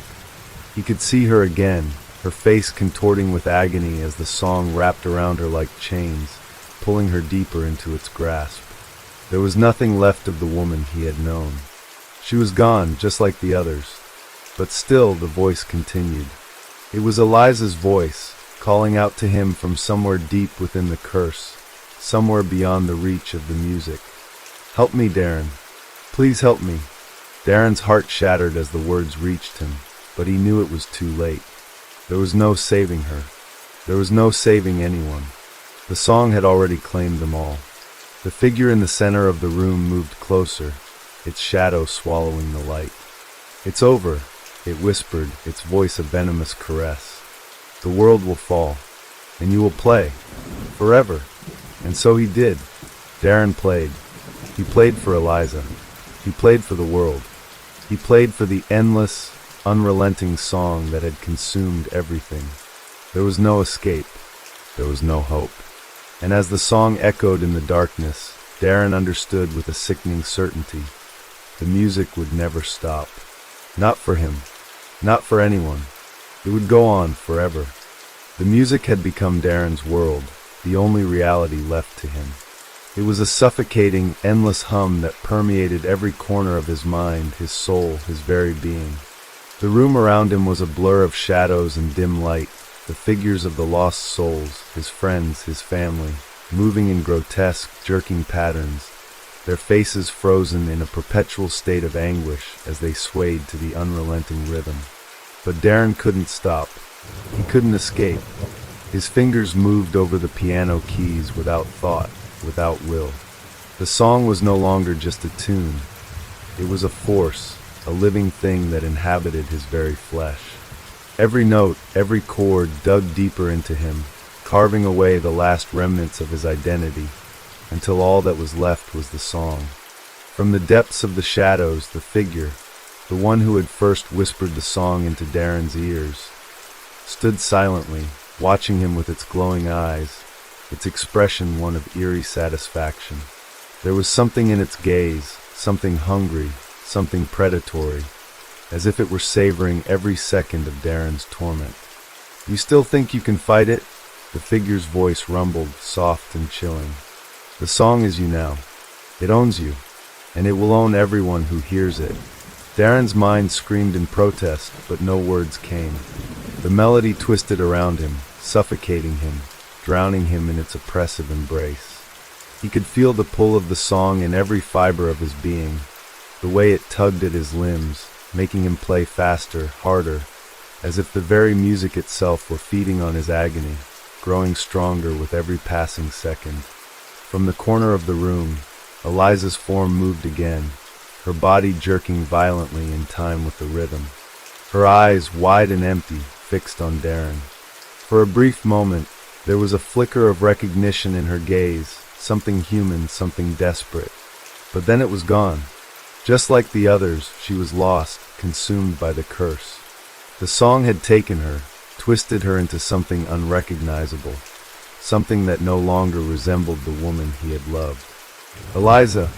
Darren's voice cracked, but his words were swallowed by the relentless hum. His fingers continued to play, against his will, against his better judgment. There was no escaping it. The room felt smaller now, the walls closing in as the song pulsed, its rhythm matching the beat of Darren's heart. It was everywhere, in him, around him, the very air thick with its presence. The shadows seemed to shift and writhe, moving like living things, their shapes flickering and distorting with the music's tempo. They were feeding on the curse too, growing in strength, taking form as the song spread through the very air. Outside the room, Darren could hear faint cries, muffled whispers carried on the wind. More people were hearing it. The song was reaching them, infecting them, pulling them into its depths. It was like an invisible tide, sweeping through the city, through the world, consuming everything in its path. The figures around him, those who had fallen under the song's spell, were no longer human. They were mere vessels for the music, their faces blank, their eyes wide and empty. They moved like puppets, their bodies jerking and twitching in time with the melody, each movement a grotesque mockery of life. But it wasn't just them. No, the curse had spread beyond the confines of the room. Darren could feel it, feel the weight of it bearing down on the entire world, pressing into every crevice, every crack. It was everywhere, inescapable, unavoidable. And still Darren played. His hands moved faster, the music growing more frantic, more chaotic. The notes collided in a discordant frenzy, each one feeding the next, the rhythm spiraling out of control. He could feel it, the song was alive. It was a beast, a creature, and Darren was its unwilling host. You think you can stop it? You think you can escape? The figure hissed again, its voice now a low, throaty whisper that seemed to vibrate in the air around him. The song is eternal. It is your song now, and it will never stop. Darren's breath was shallow, his chest tight, but there was no room for panic. There was no room for anything but the music. The world outside had become a distant memory, a fading echo. All that mattered now was the song, the never-ending, suffocating song. In his mind's eye, Darren could see the world outside, the people walking the streets, going about their lives, oblivious to the darkness that was descending upon them. But the song was reaching them. He could hear the faint hum of it growing louder, spreading through the air like a virus. It was only a matter of time before everyone would hear it, before the song would take them, just as it had taken him. Darren's hands trembled, but they didn't stop. The figure in the shadows was right. There was no escape. The song had already claimed him. It had already claimed the others. As he played, a thought flickered in his mind, fleeting and almost too absurd to believe. Was this all there was? Was this the world now? A world where the song ruled, where it consumed everything, until there was nothing left but the melody? Where the darkness would continue to grow, would continue to feed, until the very earth itself was swallowed by the curse. And yet, even as the thought came, it seemed irrelevant. There was no escape, no hope. The music had overtaken him, and it would overtake the world until the end of time. The room around him seemed to fade, the shadows and figures melting into the music itself, until there was nothing left but the song, the endless, haunting melody. The world outside, his past life, his memories, everything that had once mattered, faded away, drowned by the song. It was all that was left.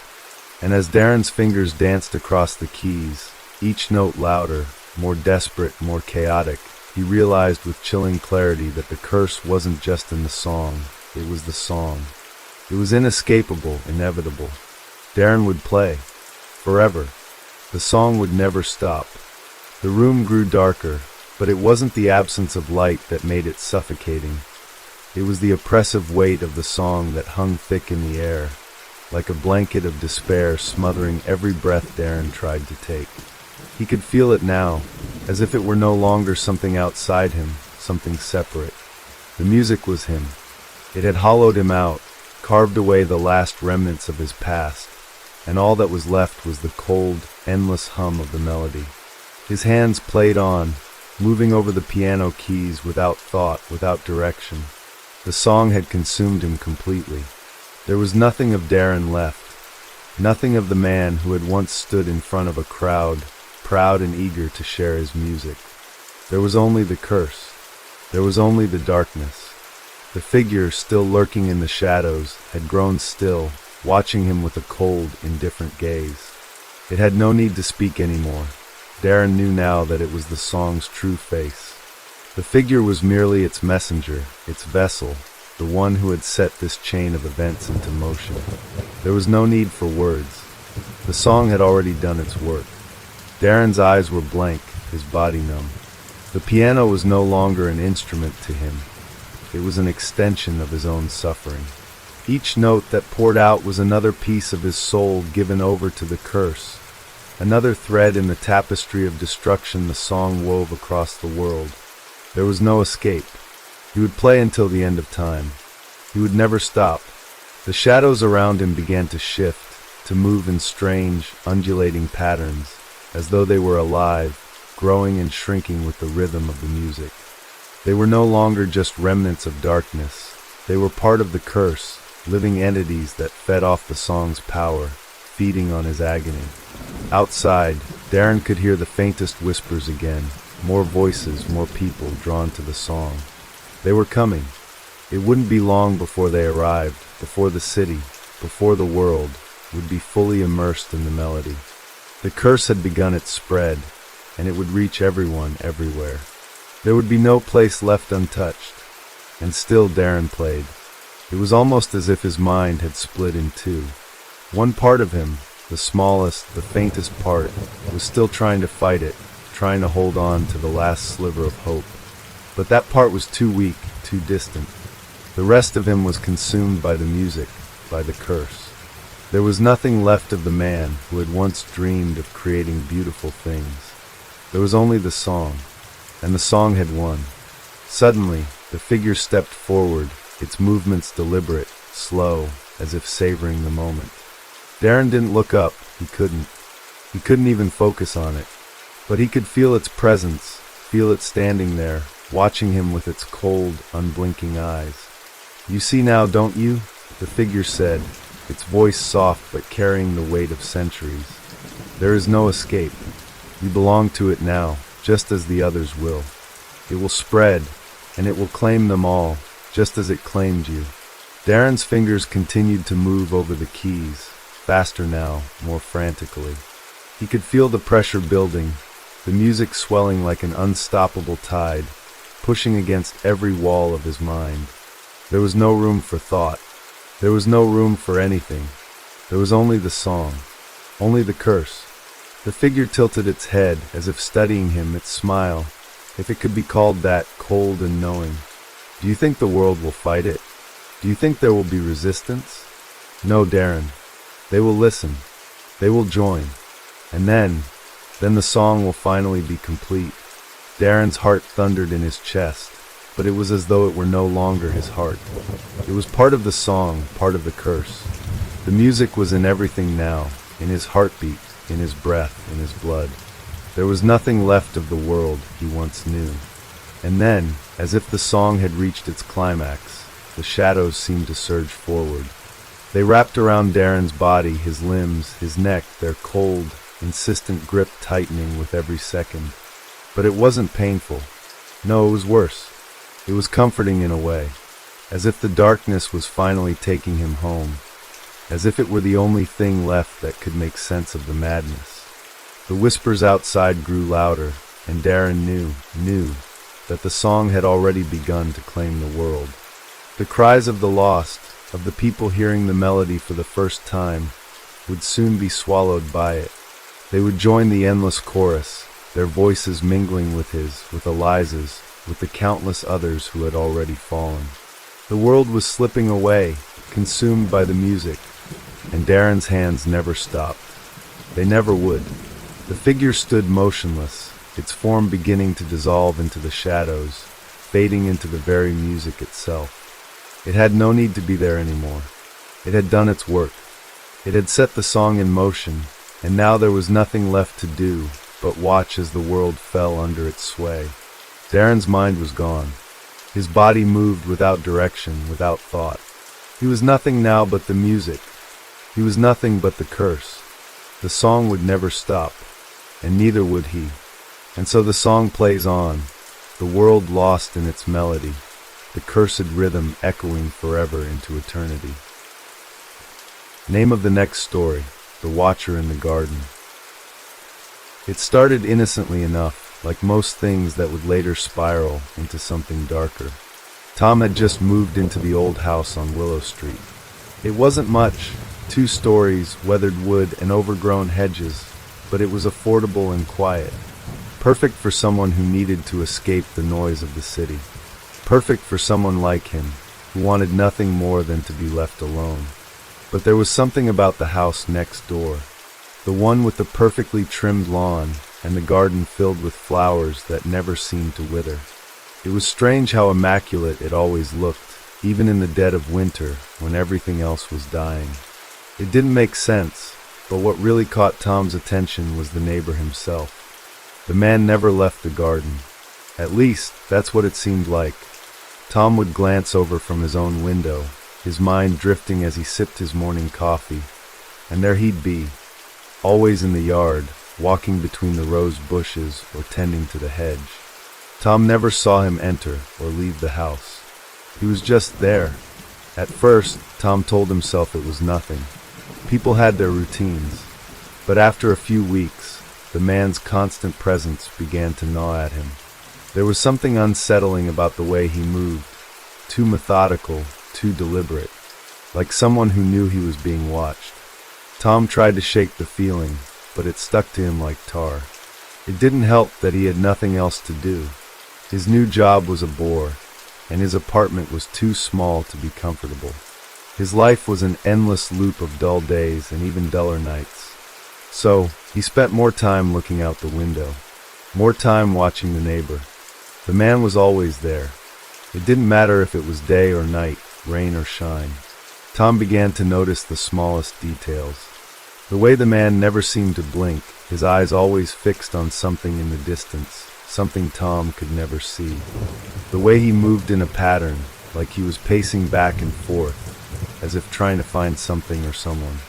One evening, Tom was sitting on his couch, his mind numb with boredom, when he glanced out the window and saw the man standing still, staring right at him. The sudden intensity of it made Tom's breath catch. He quickly pulled away from the window, feeling a cold chill creep up his spine. Had he been seen? No, it wasn't possible. He was just being paranoid, wasn't he? But the next day, as Tom stepped out to grab his mail, he noticed something odd. The man was still there, of course, but now his eyes were fixed directly on Tom. It wasn't like before, where he had seemed lost in his own world. This time, the man was staring at him, unblinking, unflinching. Tom hurried back inside, his heart pounding. His mind raced. Could he have been wrong? Could the neighbor have been watching him all along? The next few days were a blur of unease.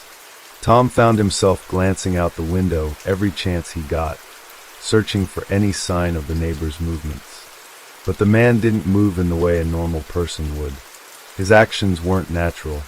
It was as if he were waiting for something or someone, and Tom couldn't shake the feeling that the man knew he was being watched.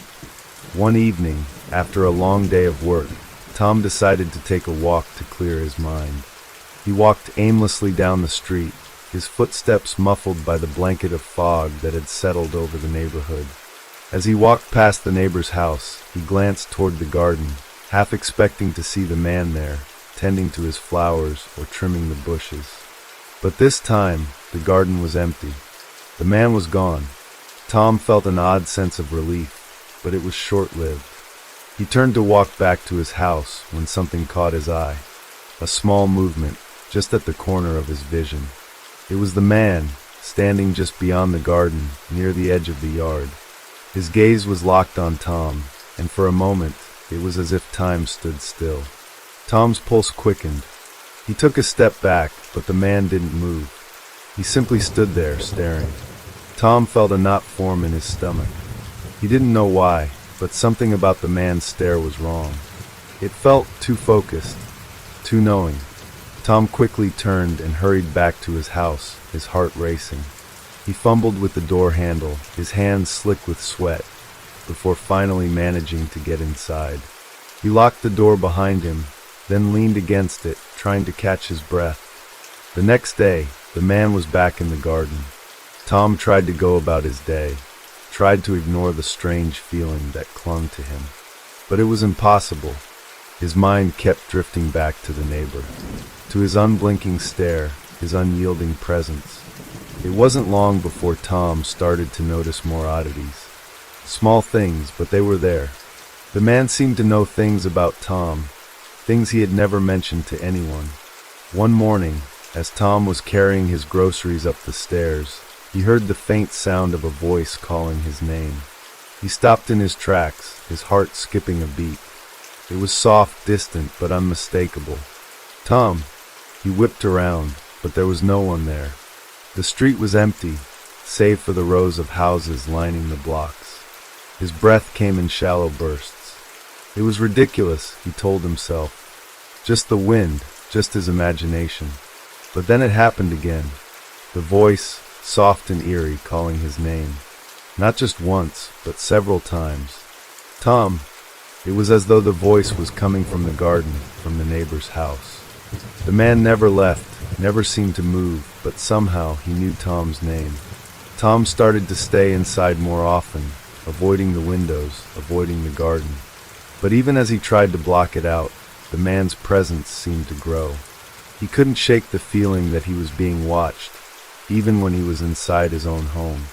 It wasn't just a glance here and there, but a deep, unsettling sensation that there was something, someone, on the other side, lurking, waiting. One night, unable to sleep, Tom got up and went to the window. The house across the street was dark, the streetlights casting long shadows on the pavement. And then, through the fog and darkness, he saw it. The man, standing in the same spot, his face just barely visible under the dim light. But this time, there was something else, something worse. The man's eyes weren't fixed on the garden. They were fixed on Tom, directly on him. Tom's heart slammed in his chest, and he quickly pulled away from the window, his hands shaking. The feeling of being trapped, of being cornered, rushed over him. He backed away from the window, his breath coming in rapid, shallow gasps. How did he know where Tom was? How could he know? The next day, Tom's phone rang. He nearly dropped it in surprise when he saw the caller ID, unknown. He hesitated, then answered. "Hello." His voice sounded too loud in the silence of the room. "Tom," the voice said. It was low, soft, but there was no mistaking it. It was the man from next door. Tom's stomach dropped. His blood turned to ice. "How do you know my name?" Tom demanded, his voice shaking. The voice on the other end didn't respond right away. Then finally it whispered, "I know everything about you, Tom. Every thought, every fear." The line went dead. Tom stood frozen, his heart pounding in his chest. He couldn't take it anymore. The man, the watcher, had gotten into his mind.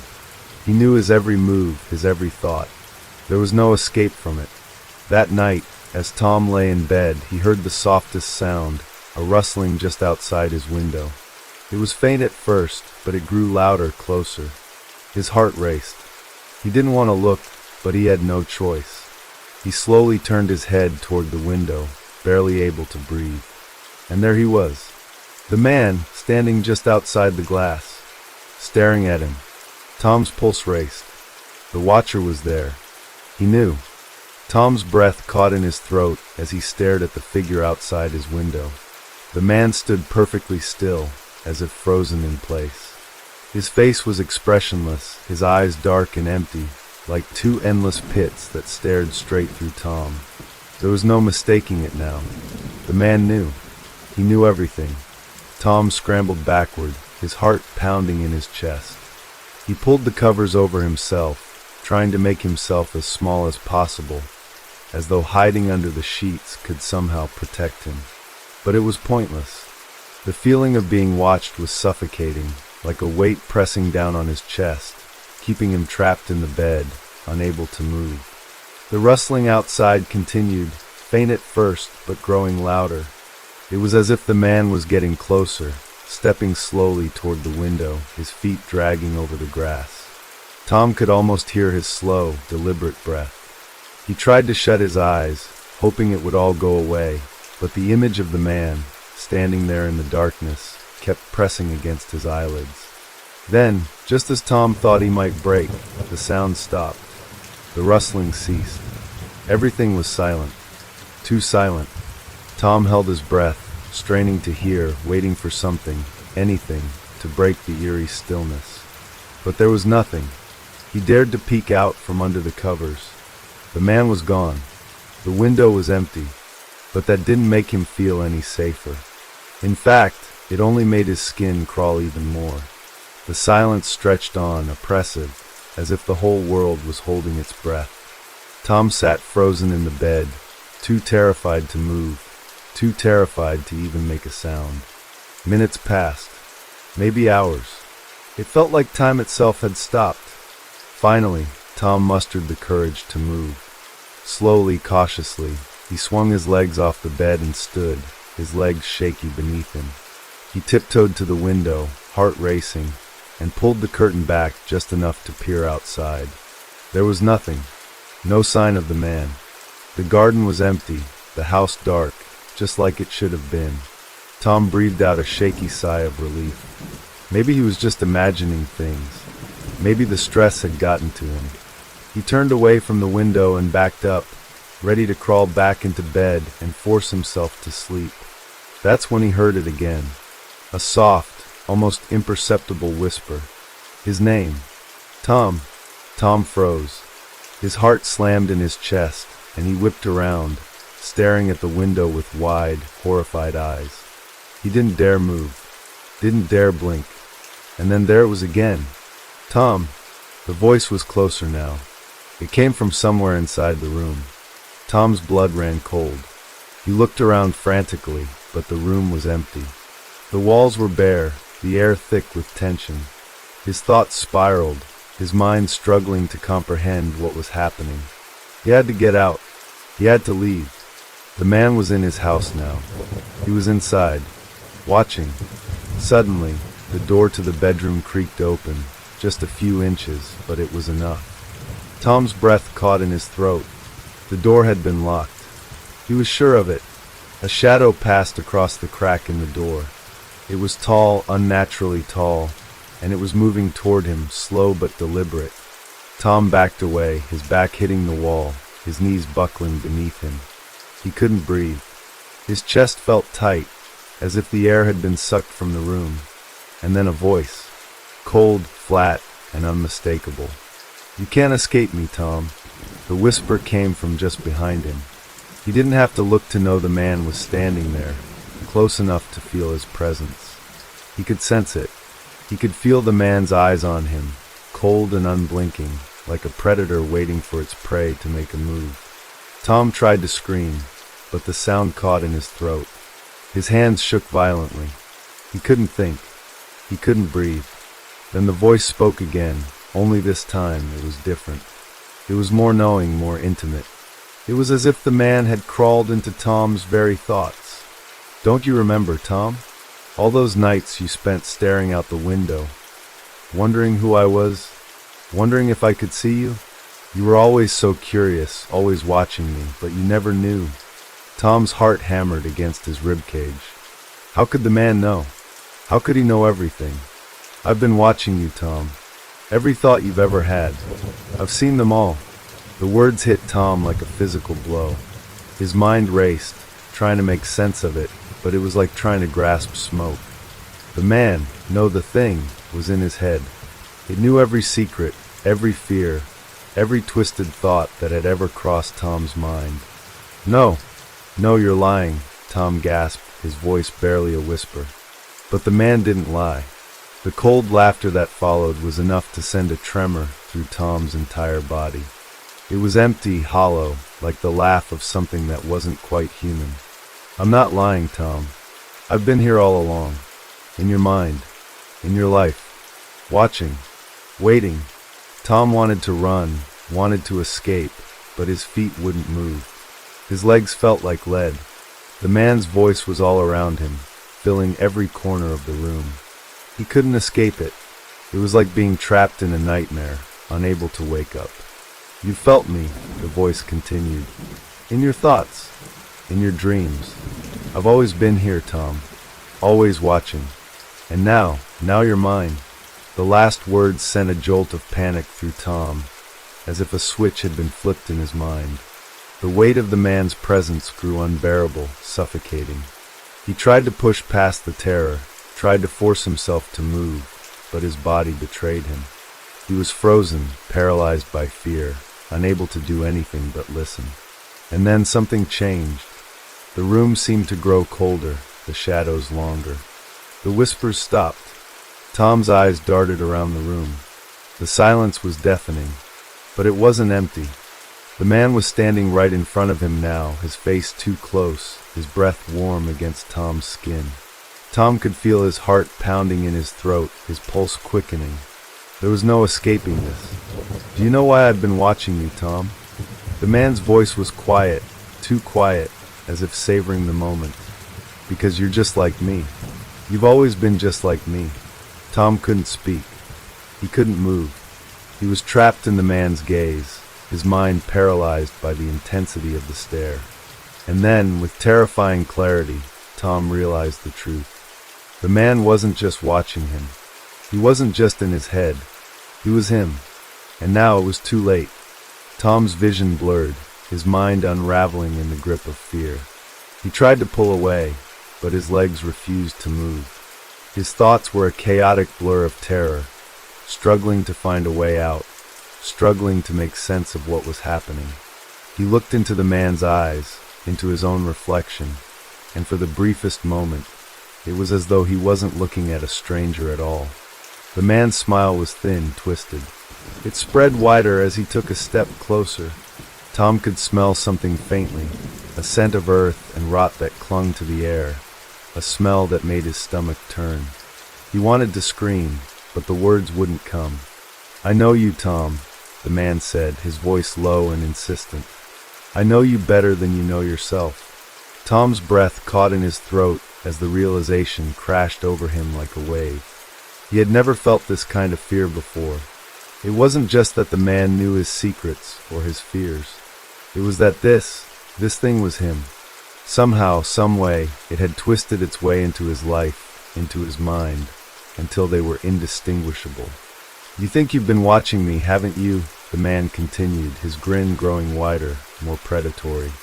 "But all along, I've been watching you, Tom. I've always been watching you." Tom tried to speak, tried to scream, but all that came out was a strangled gasp. The words were trapped, stuck in his throat, caught between fear and confusion. He stared at the man, the thing, that now stood before him. The face, the features, the eyes, they were his, but they were wrong. Twisted. The man stepped closer still, and now Tom could feel his breath. It was cold, unnatural, like the air around him had turned to ice. Every inch of his skin felt electric, buzzing with a terrible awareness. The walls closed in. The space between them seemed to shrink, as though the room itself were being compressed by some unseen force. "What are you?" Tom managed to whisper, his voice cracking with terror. The man's smile faltered, his eyes narrowing. "You don't remember, do you?" he asked, his voice soft, almost disappointed. "You don't remember how you got here?" Tom's heart skipped a beat. How did he get here? How had this thing become a part of him? The question echoed in his mind, but the answer refused to come. It was as if the memory was buried deep beneath layers of fog, kept hidden by something far darker than his own mind. A chilling laugh escaped from the man's lips. "Oh, I remember," he said, his voice dripping with malice. "You remember, too. You just don't want to admit it. You've always known.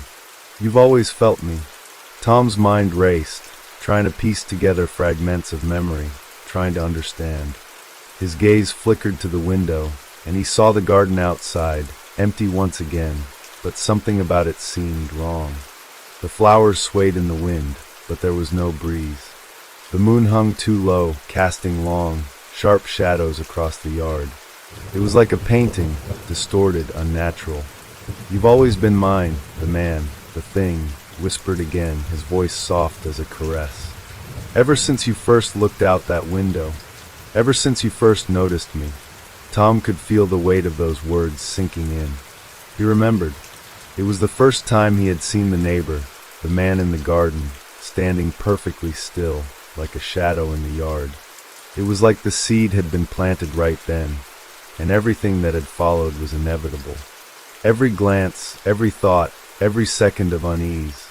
It had been him, the man, feeding on Tom's own fear, waiting for the perfect moment to claim him. "No," Tom gasped, shaking his head. "You can't. You're not me." The man's grin widened impossibly. "Oh, but I am, Tom. I always have been. Every time you looked away, every time you doubted what you saw, that was me slipping further in. Every night, every breath, every second you spent in your head, I was there. I've been feeding on you, and you've been feeding on me. It's been a perfect cycle." Tom's vision swam. His knees buckled, and he collapsed to the floor, gasping for air. He tried to pull himself together, but the weight of the truth pressed down on him, suffocating him. His mind screamed in protest, but the thing was right. It had always been there. Always. Even now, in the silence of his room, he could feel the echo of its presence. It had always known. It had always been him. No, Tom whimpered, his hands clutching his head as if he could stop the thoughts from tearing him apart. But the thoughts were like a flood now, overwhelming him. His memories, his desires, his darkest impulses, they weren't his anymore. They were the man's. They had always been the man's. "Don't fight it, Tom," the thing whispered, crouching down so that their faces were level. "You're mine. You always have been. All those nights, you thought you were the one watching me. It was me, Tom. I've been the one inside your mind, the one controlling your thoughts. The garden, the yard, it's all part of the game. You've been living in my world all along." Tom's breath became shallow, and he felt his chest tighten with the weight of the realization. This wasn't just a neighbor. This wasn't just someone standing at the edge of his life. This was something far older, far darker. Something that had burrowed its way into his soul, into his very existence. And now it had claimed him. As the man, or whatever it was, leaned in closer, Tom felt the air grow colder, the shadows deepen. His skin prickled with the feeling of being hunted. There was nowhere to run. No escape. The watcher had become the watched. And it was too late to fight back. "You'll see," the man murmured, his breath hot against Tom's ear. "You'll see how it feels to be me. To know everything, to feel everything, just as I have felt you. Forever." Tom's world tilted. His vision blurred as everything around him dissolved. The room, the house, the neighborhood, it all became distant, like fragments of a dream he was slowly waking up from. And yet, in that moment, he knew. He was no longer Tom. He was something else. Something that had always been there. Something that had always been waiting. And as the man, the thing, whispered his final words, Tom felt his mind slip away. "I've always been with you, Tom. Now you are me." The shadows around him closed in, and with them his sense of self, his identity, everything that had once made him Tom was consumed. And in the quiet, in the stillness of the night, there was no one left to watch. No one left to see. Only the watcher. Name of the next story, The Hungry Room. The Jenkins family had always dreamed of a fresh start. After years of struggling to find a place that felt like home, they finally stumbled upon a charming old house tucked away on the outskirts of town. It was everything they could have hoped for, spacious, well-kept, and, most importantly, affordable. The real estate agent, a thin woman with wide, nervous eyes, had told them the house had been on the market for years, but no one had ever stayed for long. It was an odd detail, one she glossed over quickly, but to the Jenkins, it was no cause for concern. They were ready to move in, to rebuild their lives, to put the past behind them. The house had a strange sort of beauty, the kind that felt both warm and hollow at the same time. As they walked through the rooms, they marveled at the antique furniture, the creaky wooden floors, and the high, arched windows that let in the soft afternoon light. Everything was just perfect. Even the dining room, which seemed to invite them in with its gleaming chandelier, dark mahogany table, and perfectly arranged chairs. "You've got to see this," Mark, the father, called to his wife, Sarah, and their teenage son, Ryan. His voice echoed through the house, but it wasn't just the acoustics that made it feel so alive. There was something about this room that drew them in, something almost magnetic. The dining room was pristine, too pristine. There was not a speck of dust on the table, nor a single scratch on the chairs. The china in the cabinet gleamed, its delicate plates stacked perfectly, and the silverware was arranged in exact order. It almost looked like it had never been used, and that thought stirred something uneasy in Sarah's gut. But she didn't say anything. After all, it was just a dining room. She chalked it up to the house's age. Perhaps it was maintained well by the previous owners. "This room looks like it's been frozen in time," Sarah remarked, stepping closer to the table. She ran her fingers lightly over the smooth surface of the wooden table, feeling its coldness, as if the house had refused to warm it with the presence of life. Ryan, ever the skeptic, leaned against the doorframe, his arms crossed. "It's nice, I guess. But it's too perfect, you know? It feels like it's waiting for something." Mark chuckled and nudged his son. "Don't overthink it. It's just a dining room. We'll have plenty of dinners in here." But as Mark said it, something about the room seemed to shift. The air felt heavier, thicker, and Sarah could swear she heard a faint whisper. It was gone as soon as she tried to focus on it, like a breeze that couldn't be caught. That night, after the house was theirs, the family sat down to their first meal. They'd brought in takeout, nothing fancy, just pizza and pasta, but the food sat in front of them like a small celebration, a symbol of their new beginning. The dining room had its own charm in the evening light. The chandelier above them cast a soft glow, and the walls, though old, seemed to breathe with life. They felt comfortable in the room, almost too comfortable, as though the house had accepted them as its own. "So," Mark began, breaking the silence, "what do you think? This is it. This is home." Sarah smiled and nodded, her eyes glancing around the room. "It's perfect." Ryan, who had been picking at his pizza, stopped for a moment and looked up. "I don't know. There's something off about this room." "Here we go again," Mark teased, rolling his eyes. "The house is fine, Ryan. You're just not used to it yet." But Ryan wasn't so sure. The more he sat at the table, the more the room felt strange. The walls seemed to close in, and the air felt too thick to breathe comfortably. It wasn't just the way the chandelier hung above them like an unblinking eye. No, it was something else, something deeper. As they ate, the whispers returned. It started soft, like the faint hum of the wind, but then it grew louder, more distinct. Sarah froze mid-bite, her fork trembling in her hand. She glanced around, but there was no one else in the room. Mark and Ryan were still eating, oblivious to the sound. "Did you hear that?" Sarah asked, her voice quiet. "Hear what?" Mark replied, not looking up from his plate. It sounded like whispering. She set her fork down, unease growing inside her. She could still hear it now, soft and insistent, just beneath the sound of their chewing. Ryan shifted in his seat, his gaze darting toward the walls. "Yeah, I heard it too. It's like someone's talking." "Stop it, both of you," Mark said with a laugh. "There's nothing here but us. You're just imagining things." But Sarah couldn't shake the feeling that they weren't alone. The whispers had taken on a deeper, more guttural tone, as though something unseen was breathing directly behind her. She looked up, meeting Mark's gaze, and the unspoken tension between them grew. "It's just an old house," she told herself. "It's the house settling." But then the lights flickered, dimming for just a moment before returning to their normal brightness. Sarah's breath hitched, and she stood up from the table, her heart hammering in her chest. "I'm going to check the fuse box," she said, trying to sound calm. "I'll be right back."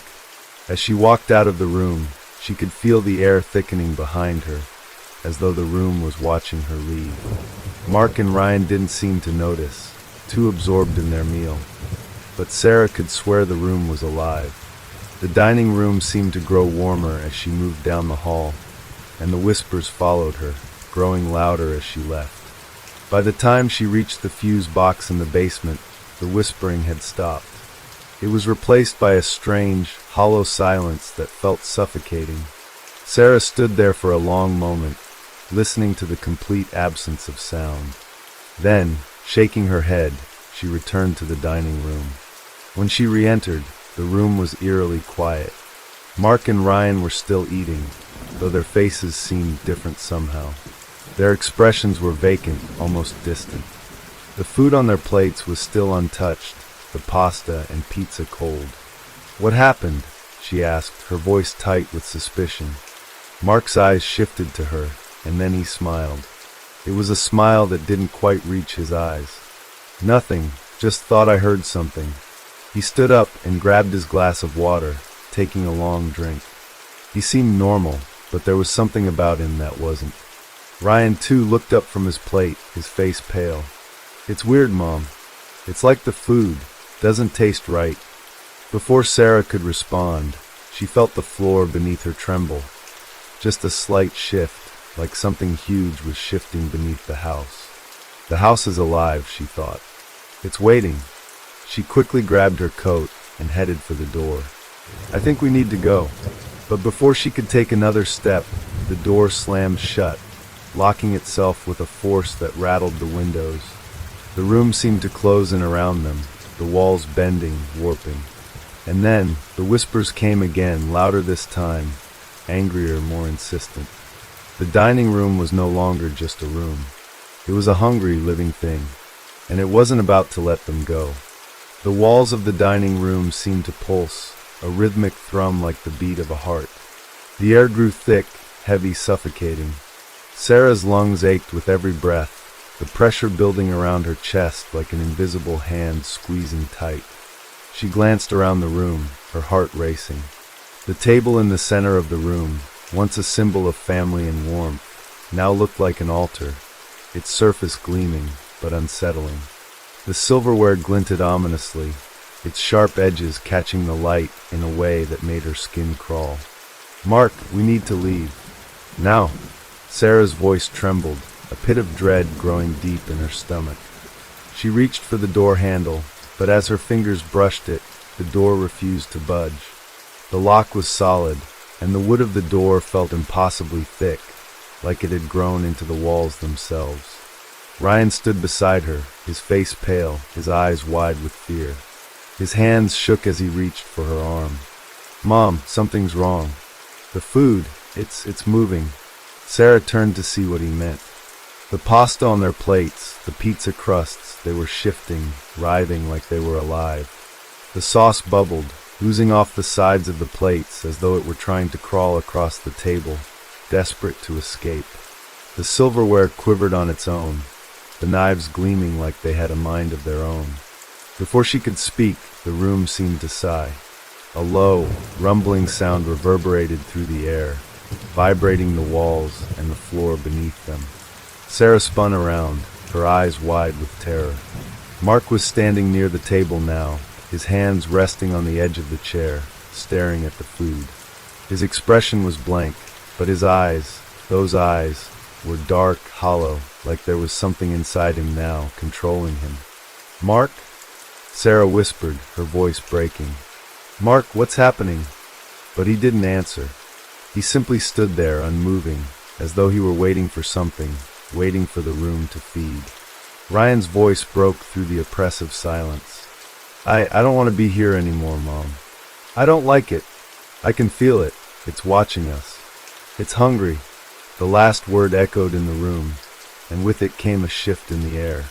The table shuddered, and the shadows in the corners of the room deepened, stretching out like tendrils of darkness reaching toward them.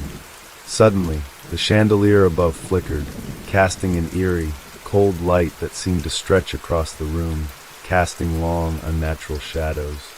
The food on the table writhed again, now more violently, as though the plates themselves were breathing. The smell of the meal, once so ordinary, became sharp and rancid, filling the room with an overwhelming stench of decay. Get away from the table! Sarah screamed, grabbing Ryan's arm and pulling him back. But before they could move, the floor beneath them groaned, and the table seemed to pull them back, as though it had grown roots deep into the house's foundation. The edges of the table began to grow, slowly stretching, warping, as if it were alive, feeding off their fear, feeding off their very souls. Mark suddenly jerked, his body twitching as though he were being pulled in two directions. His eyes locked with Sarah's, cold black eyes, empty and distant. We have to stay, he said in a voice that was not his own, his words slithering out like a serpent's hiss. We belong here. The room is hungry. And so are we. Sarah recoiled, stumbling backward, her pulse racing. No, Mark, this isn't you. You have to fight it. But Mark's lips curled into a grin, one that sent a chill through her. It's too late, he said, his voice cracking with a strange, hollow laughter. We've already started eating. The room trembled again, as if in response to his words. The walls seemed to pulse, the windows rattling violently as though the very house itself was alive. The table's legs stretched longer, twisting like vines, and the chairs began to shift, moving on their own toward the center of the room, as though they were drawing them all in. Sarah grabbed Ryan, pulling him towards the door once more, but it was as though the very air was resisting them. The room felt heavier, the space growing tighter, closing in on them with every passing second. The whispers, low and garbled, echoed louder now, swirling around them like a chorus of unseen voices. The air was thick, suffocating. I can't breathe," Ryan gasped, clutching his chest. The room felt like it was pressing down on them, the walls closing in. Then it happened. The food, no longer just food, lunged. The pasta on the plate erupted, its tendrils reaching out like twisted vines, wrapping themselves around Mark's arms and legs. The pizza dough seemed to stretch, growing grotesque, reaching for his face, pressing against his mouth like it was trying to consume him. "No!" Sarah cried, backing away in horror, pulling Ryan behind her. "Mark, fight it!" But Mark wasn't Mark anymore. His eyes had rolled back, his body slack as the table seemed to suck the life out of him. The room was alive, and it was feeding. Suddenly, the ground beneath them cracked open, the floorboards splintering as if the very foundation of the house was giving way. The walls began to bow inward, bending with unnatural force as the air became thick and suffocating. The whispers now were a deafening roar, as if the house itself was screaming in hunger, its very walls hungry for their fear. Sarah yanked Ryan forward, pulling him toward the door, but it was no use. The door, like everything else in the room, had become part of the house. It had sealed them in. "We have to get out," she shouted, her voice hoarse as the floor groaned beneath them. But it was too late. The table lunged again, its legs snapping like limbs as it reached for them, pulling the chairs with it. The food, the pasta, the pizza, the wine, began to swirl around them, tendrils of sauce and bread reaching out, clinging to them, pulling them back toward the center of the room. The walls seemed to close in tighter, and Sarah could feel the walls pressing against her chest, her heart racing in her throat. She could see Mark, or what was left of him, trapped in the grip of the dining room, his eyes wide and empty, his mouth slack as the house devoured him. Ryan screamed, and then the room swallowed them whole. The world outside the dining room was nothing but a distant memory, slipping further away as the room seemed to fold in on itself. Sarah's screams were swallowed by the walls, her voice lost in the suffocating silence that now enveloped them. The once beautiful dining room had become a nightmare, its pristine surfaces now slick with the rancid remnants of the food that had turned against them. She could feel it, the walls, the floor, the air itself. It was all alive, a grotesque symbiosis between the house and its inhabitants. As she struggled against the cold, clammy tendrils of pasta that wrapped around her wrists, she could hear the house's hunger, its insatiable, endless thirst for fear. Ryan was beside her, struggling to free himself from the clutches of the creeping, writhing mess of food. The once solid wood of the table seemed to soften and bend, stretching into dark, unnatural shapes, its edges curling like hungry, gaping mouths. It reached for them, pulling them closer. The silverware, once gleaming with pride, now looked like twisted, jagged tools of torture, each knife and fork flickering with malevolent intent. "Mom!" Ryan cried out, his voice high with terror. His breath came in ragged gasps as he tried to pull his arm free. "Mom, I can't." But Sarah couldn't answer. Her own fear was a suffocating weight, stealing her words, her breath. She tried to reach for him, but her legs were locked in place, weighed down by the growing mass of food and the unnatural force that held them in place. "Let him go," she screamed, though the words barely escaped her throat. It was then that she saw it. A dark figure emerged from the shadows at the far end of the room, its form shifting, its edges blurred, like a ghost trying to take solid shape. The figure moved slowly, methodically, its steps silent on the creaking floor. It was impossible to make out its face, but Sarah knew, deep down, that it was watching her. It was waiting. The air in the room thickened again, pulling tighter around her like an invisible vice. Her breath became shallow, and her vision started to blur as the oppressive presence of the house wrapped around her. "Feed us," a voice hissed from the darkness, low and guttural, scraping against her mind like nails on a chalkboard. It wasn't Mark's voice. It wasn't even human. It was a whisper, a distorted chant, coming from the very walls. The figure stepped closer. It seemed to move as if it were made of shadows, its limbs too long, its body too thin. And yet, despite its unnatural form, there was something almost familiar about it. Something about the way it watched, like it had always been there waiting. "Don't listen to it," Sarah whispered to herself, but the words felt foreign, as if they weren't hers at all. The figure grew larger with every step it took. It was almost upon them now, standing in the center of the room. The darkness clung to it like a shroud, and Sarah's heart began to race as she realized she could no longer see Mark, not clearly. His body, which had once been so solid, now looked amorphous, shifting in the shadows. Ryan cried out again, his voice breaking. "Mom, I don't want to be here anymore. We have to leave."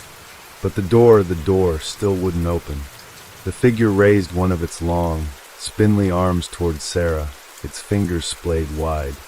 The tips of its fingers were no longer fingers but claws, jagged and black, as though they had been dipped in the very shadows of the room. The walls behind it seemed to open, revealing something far darker, a gaping hole, a mouth of infinite blackness. "We've waited for so long," the voice whispered again, only this time it came from everywhere, inside her head, outside her head, 1,000 voices blending into one. Sarah could feel the walls closing in on her, the very house seeming to swallow her whole. The shadows reached toward her, pulling at her skin, curling around her like serpents. The floor began to sag, warping beneath her feet, as though the entire room was sinking into the earth. "Please," Sarah gasped, her voice weak, struggling against the overwhelming weight of the air. "Please let us go. We didn't mean to disturb you." The figure's mouth, if it could even be called that, twisted into something smiling, a grotesque parody of a human expression. And then it spoke. "You are the meal. The table is set." The walls of the dining room quivered in response, and the table creaked, as if it too was alive, no longer a piece of furniture, but a creature, one that fed on their fear, on their desperation. Mark's voice, came again, though it wasn't quite him. It was as if he had been swallowed by the house, his very essence warped and twisted by the hunger that filled the room. "Sarah," Mark's voice echoed, hollow and far away. His body now sat at the table, but his eyes were black, his mouth wide open in a grotesque grin, his hands gripping the silverware with a deathly strength. "We belong here, Sarah. We've always belonged here."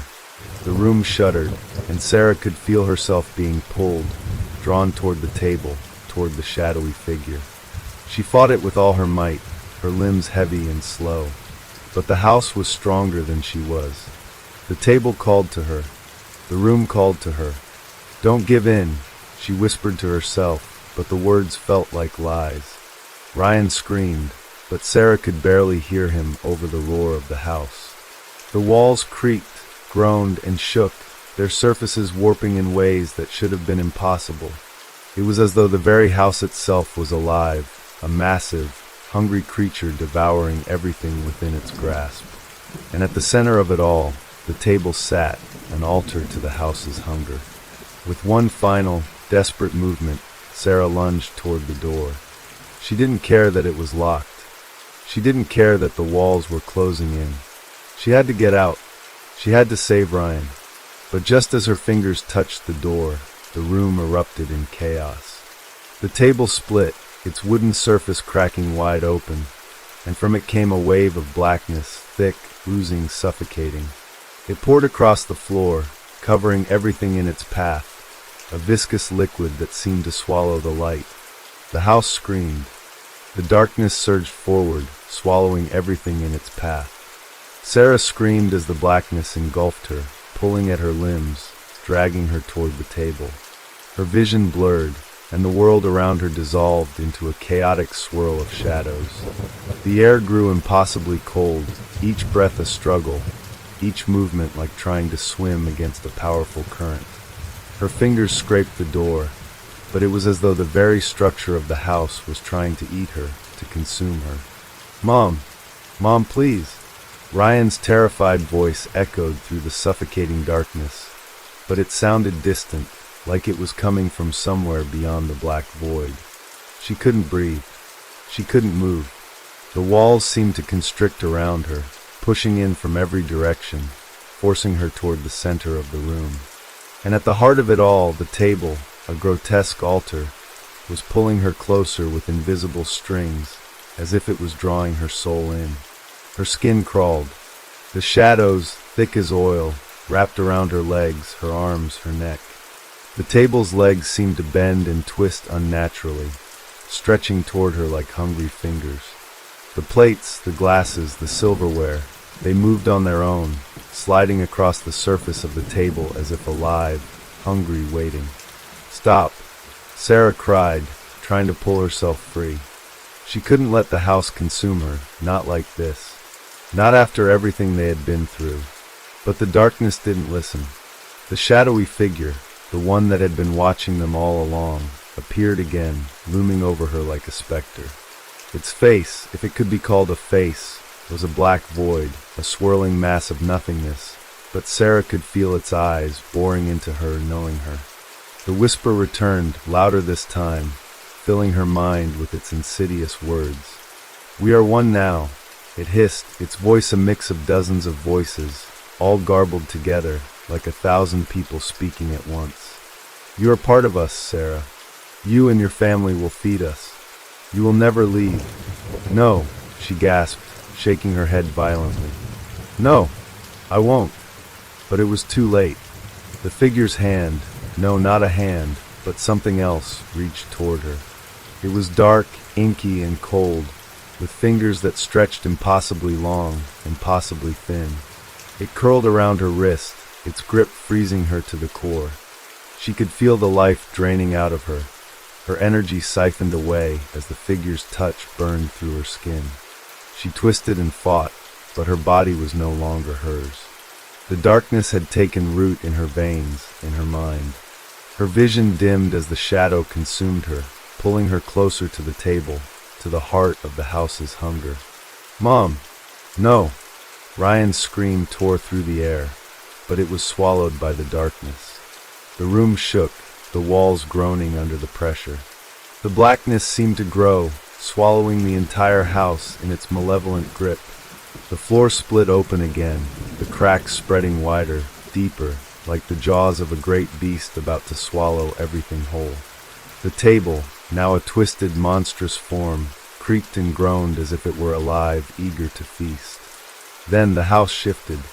The walls that had once stood firm began to bend and warp, the windows stretching outward as though the house itself were breathing.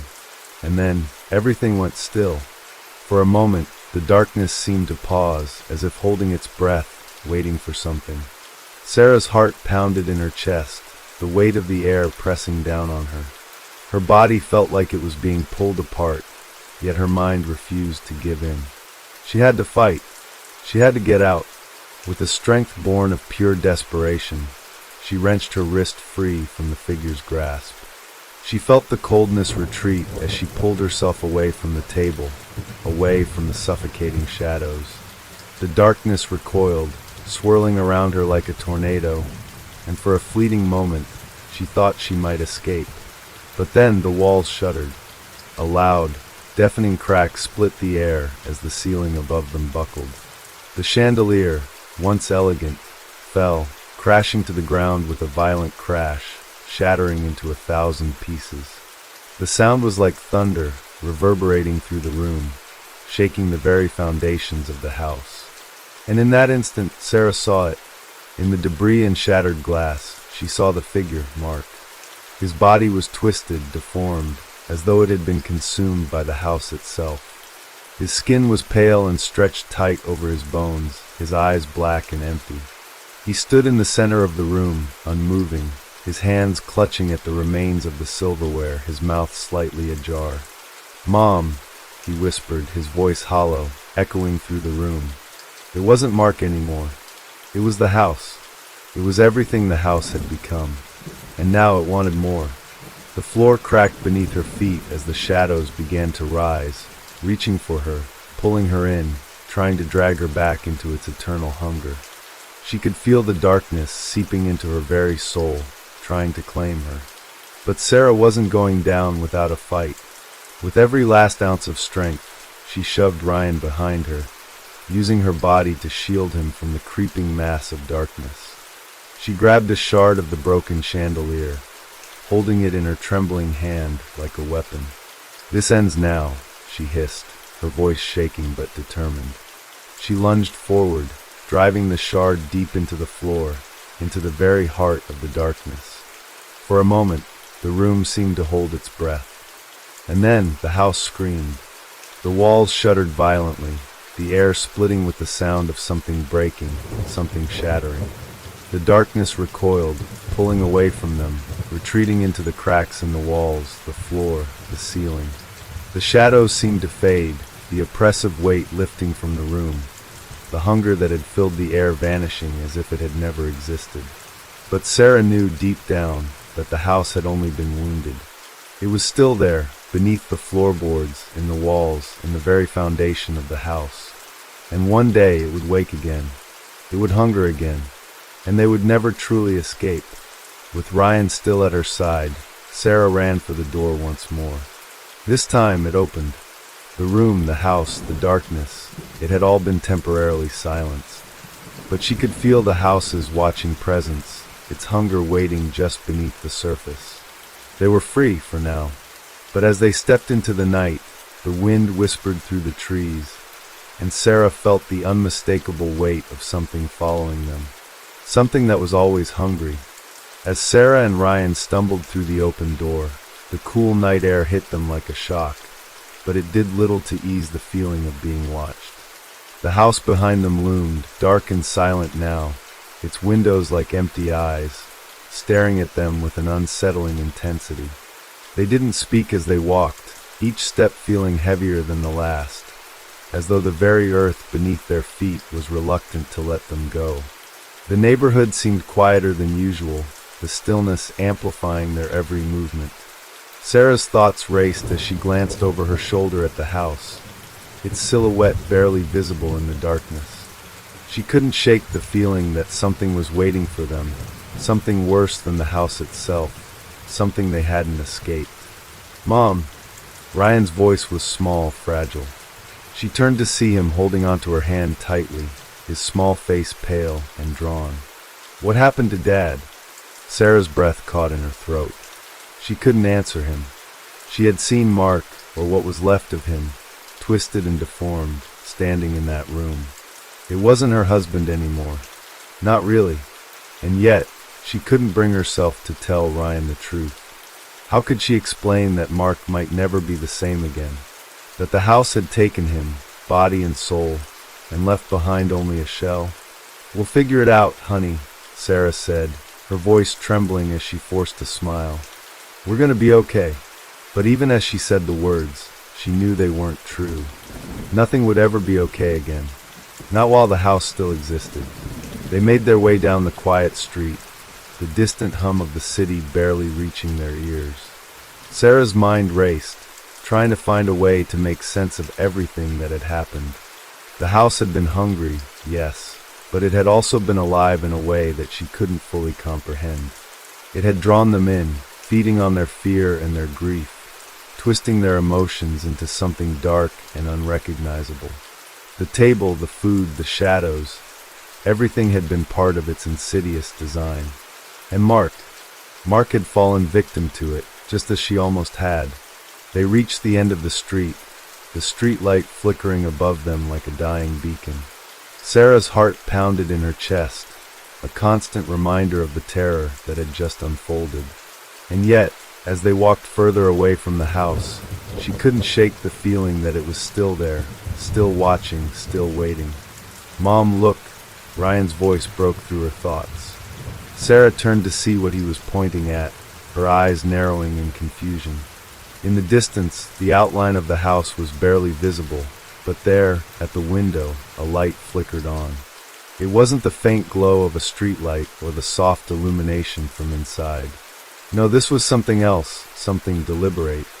The light inside the house flickered again, and then, for just a moment, Sarah thought she saw a figure in the window, a silhouette standing perfectly still. It looked like Mark, or at least it resembled him. His shape was unmistakable, even from this distance. "Mom, that's Dad, right?" Ryan asked, his voice hopeful. Sarah's throat tightened as she looked at the figure again. The house had done something to Mark.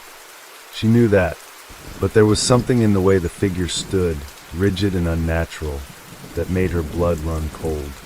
It didn't move like him. It didn't feel like him. "No," she whispered, shaking her head. "It's not him.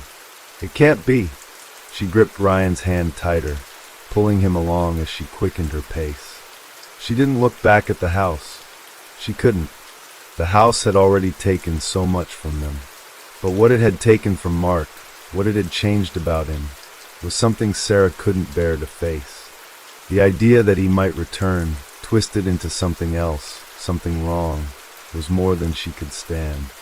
"Mom, I'm scared," Ryan said, his voice small. "What if it follows us? What if it gets us too?" Sarah's heart clenched. She wanted to reassure him, to tell him that everything would be fine, that they were safe now. But deep down, she knew that wasn't true. She knew that the house wasn't finished with them yet. It had marked them, just as it had marked Mark, and she couldn't escape that. She couldn't escape the hunger that still lingered. "Just keep walking, Ryan," she said, her voice tight. "We'll be okay. We just have to get far enough away." But with every step they took, the weight of her words grew heavier. The house was still out there. It was still waiting, and she couldn't shake the feeling that the house had never truly let them go.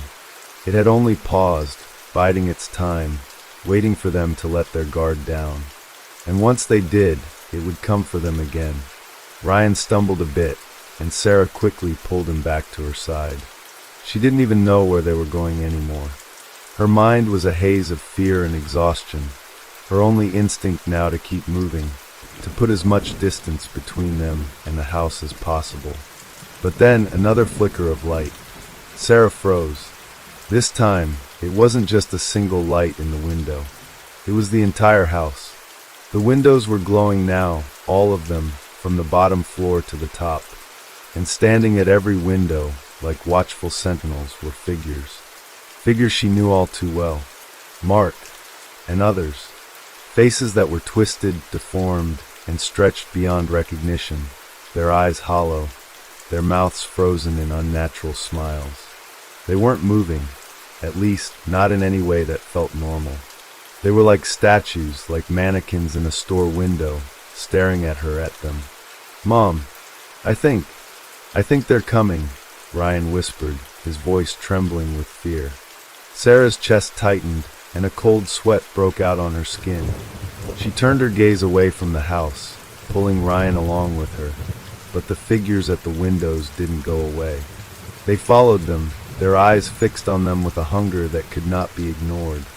The house had not let them go. It had only marked them for the next time. The hunger was still there, and it was waiting. Sarah's pulse raced as she pulled Ryan along, her feet dragging through the cold, damp street. The figures in the windows were like ghosts, their eyes fixed on her, as though they were watching her every move. She could feel their cold, distant gaze on the back of her neck, an unrelenting pressure that made her skin crawl. It was as if the house, though miles away now, had extended its reach, its hunger stretching into the very air around them. She glanced over her shoulder again, her breath catching in her throat as she saw the shadows at the windows shift. They weren't statues anymore. They were moving, slowly, methodically, as though the figures were somehow alive, crawling toward the door, preparing to leave. "No!" No, no, no. Sarah muttered to herself, the panic rising in her chest. She gripped Ryan's hand harder, pulling him faster. Mom, what's happening? Ryan asked, his voice trembling. I don't know, Sarah whispered, her voice breaking. She didn't want to scare him more, but the truth was there, pressing against her. She didn't know if they were safe. She didn't know if they would ever be safe again. The distant hum of the city felt like a cruel joke now, so far removed from the nightmare they had just escaped. There was no escaping the house. It wasn't just a house, it was a force, a presence, and it had infected them. It had found a way into their very souls. They turned the corner, the street lamps flickering above them, casting long, distorted shadows on the ground. Sarah tried to block out the growing feeling of dread, but it clung to her like a cold fog, creeping into every corner of her mind. The house was always there, just out of reach, but never truly gone. What do we do, Mom? Ryan's voice broke through her spiraling thoughts. He was looking up at her, his face filled with fear and confusion. We keep going, sweetheart, Sarah replied, her voice shaking as she looked around them. We have to keep moving, but how far could they go? The thought haunted her. The house had already stretched its influence across the neighborhood, across their lives. It had followed them in ways she couldn't understand. The hunger wasn't finished. It never would be. They reached the end of the block, the silence thick around them, and Sarah's breath came in shallow gasps. The dark silhouette of the house loomed in the distance, its glowing windows still visible, its presence suffocating. Sarah felt it, deep in her bones, the thing that had changed them, that had twisted Mark and dragged them into its nightmare, was still there. The hunger wasn't gone. She felt it in her chest, in her heart, a deep gnawing ache that wouldn't leave, no matter how far they ran. Mom, Ryan whispered again, his hand clutching hers like a lifeline. I don't want to go back. I don't want to see Dad like that. I don't want him to. His voice broke off, the words choking him. Sarah's throat tightened. I know, sweetheart. I know. We'll figure this out. We just need to find help. But deep down, she wasn't sure what kind of help there was. Who could help them? Who could stop the house, or whatever it had become? The distant echo of a door slamming shut cut through the stillness, followed by the unmistakable sound of footsteps. A slow, deliberate step that echoed in the quiet night air. Sarah froze. Mom, Ryan whispered, his voice barely audible. She turned, her heart hammering in her chest, as the sound of footsteps grew louder, closer. She was certain that she wasn't imagining it. The house hadn't just let them go. It was sending someone after them. She looked around, her eyes wild, desperate for some kind of escape. There were no houses nearby that felt safe. The street was empty, the darkness swallowing everything in sight. The shadows were creeping closer, inching toward them, like the fingers of the house itself. And then at the edge of the street, she saw it. A figure in the distance. Tall, thin, with an unnatural way of moving. It was familiar, but it wasn't quite right. Sarah's breath caught in her throat as she recognized the shape. It was Mark. But not Mark, not her Mark. This figure walked in that same eerie, rigid way, its head tilted unnaturally to one side. Its eyes, those black, empty eyes, were fixed directly on her, like the house had sent a version of her husband, one that was still tainted by whatever darkness had consumed him. Ryan gasped behind her. Mom, it's Dad, but it's not him. Sarah nodded, her stomach churning. She could feel the bile rising in her throat, the overwhelming sense of horror gripping her. The figure stopped, standing still in the middle of the street, watching them. And as it stood there, the silence grew heavier, suffocating. Mark, Sarah whispered. Her voice cracked, and she stepped forward, despite every instinct telling her to run. The figure's head jerked, a sharp, unnatural movement that made Sarah's heart stop. And then it spoke. You can't escape me, Sarah. The voice was garbled, distorted, like it was coming from somewhere deep within the house itself, resonating in the very air around them. It sounded like Mark, but twisted, warped beyond recognition. I am here. I am always here. Sarah's blood ran cold. The hunger was still there. It was inside him, inside them all, and it wasn't satisfied. It never would be. Mom, please. Ryan pulled at her arm, his voice panicked. We have to go. Please. Sarah stood frozen for a moment, her legs trembling beneath her. She looked at the figure, its hollow eyes staring back at her with an unnatural intensity, and knew in her heart that she could never outrun this. No matter how far they went, the house would follow.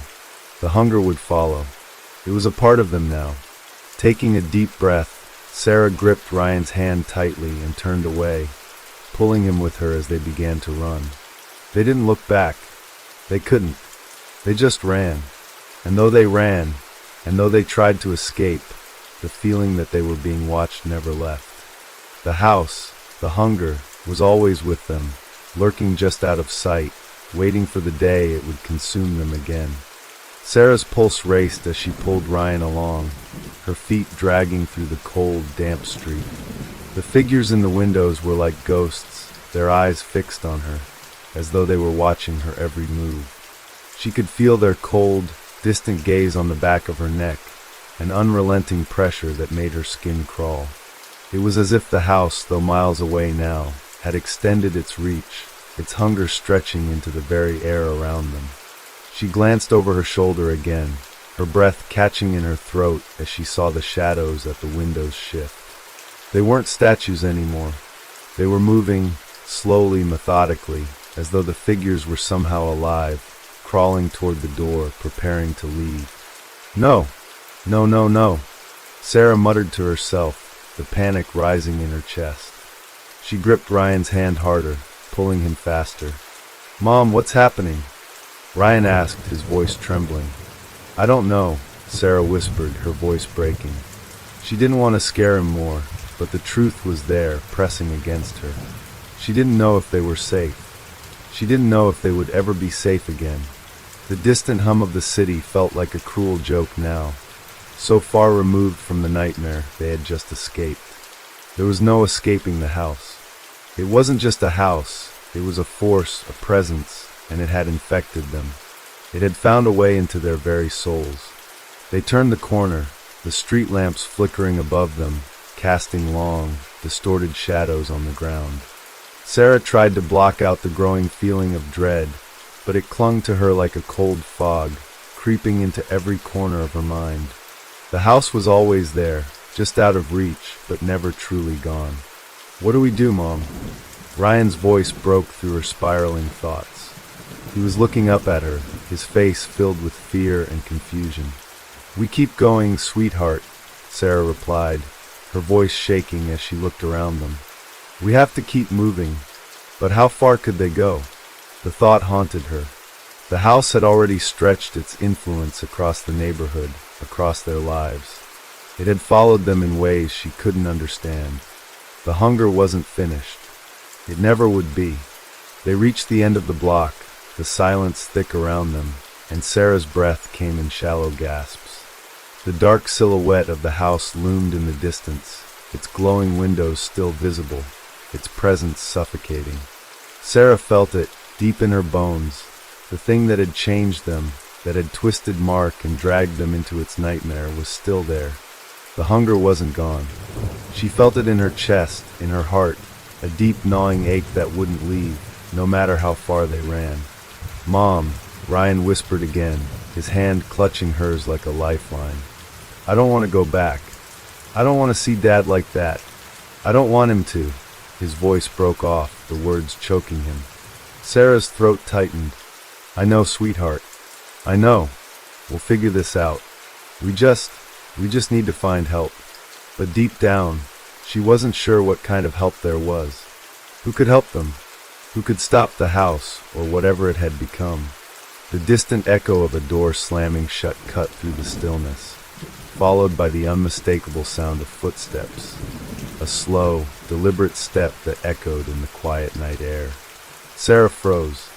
Mom, Ryan whispered, his voice barely audible. She turned, her heart hammering in her chest, as the sound of footsteps grew louder, closer. She was certain that she wasn't imagining it. The house hadn't just let them go. It was sending someone after them. She looked around, her eyes wild, desperate for some kind of escape. There were no houses nearby that felt safe. The street was empty, the darkness swallowing everything in sight. The shadows were creeping closer, inching toward them, like the fingers of the house itself. And then, at the edge of the street, she saw it. A figure in the distance. Tall, thin, with an unnatural way of moving. It was familiar, but it wasn't quite right. Sarah's breath caught in her throat as she recognized the shape. It was Mark, but not her Mark. This figure walked in that same eerie, rigid way, its head tilted unnaturally to one side. Its eyes, those black, empty eyes, were fixed directly on her, like the house had sent a version of her husband, one that was still tainted by whatever darkness had consumed him. Ryan gasped behind her. "Mom, it's Dad, but it's not him." Sarah nodded, her stomach churning. She could feel the bile rising in her throat, the overwhelming sense of horror gripping her. The figure stopped, standing still in the middle of the street, watching them. And as it stood there, the silence grew heavier, suffocating. "Mark," Sarah whispered. Her voice cracked, and she stepped forward, despite every instinct telling her to run. The figure's head jerked, a sharp, unnatural movement that made Sarah's heart stop. And then it spoke. "You can't escape me, Sarah." The voice was garbled, distorted, like it was coming from somewhere deep within the house itself, resonating in the very air around them. It sounded like Mark, but twisted, warped beyond recognition. "I am here. I am always here." Sarah's blood ran cold. The hunger was still there. It was inside him, inside them all, and it wasn't satisfied. It never would be. "Mom, please." Ryan pulled at her arm, his voice panicked. "We have to go. Please." Sarah stood frozen for a moment, her legs trembling beneath her. She looked at the figure, its hollow eyes staring back at her with an unnatural intensity, and knew in her heart that she could never outrun this. No matter how far they went, the house would follow. The hunger would follow. It was a part of them now. Taking a deep breath, Sarah gripped Ryan's hand tightly and turned away, pulling him with her as they began to run. They didn't look back. They couldn't. They just ran. And though they ran, and though they tried to escape, the feeling that they were being watched never left. The house, the hunger, was always with them, lurking just out of sight, waiting for the day it would consume them again. Sarah and Ryan ran, their footsteps pounding against the pavement, faster and faster, as though the very ground beneath them was trying to drag them back.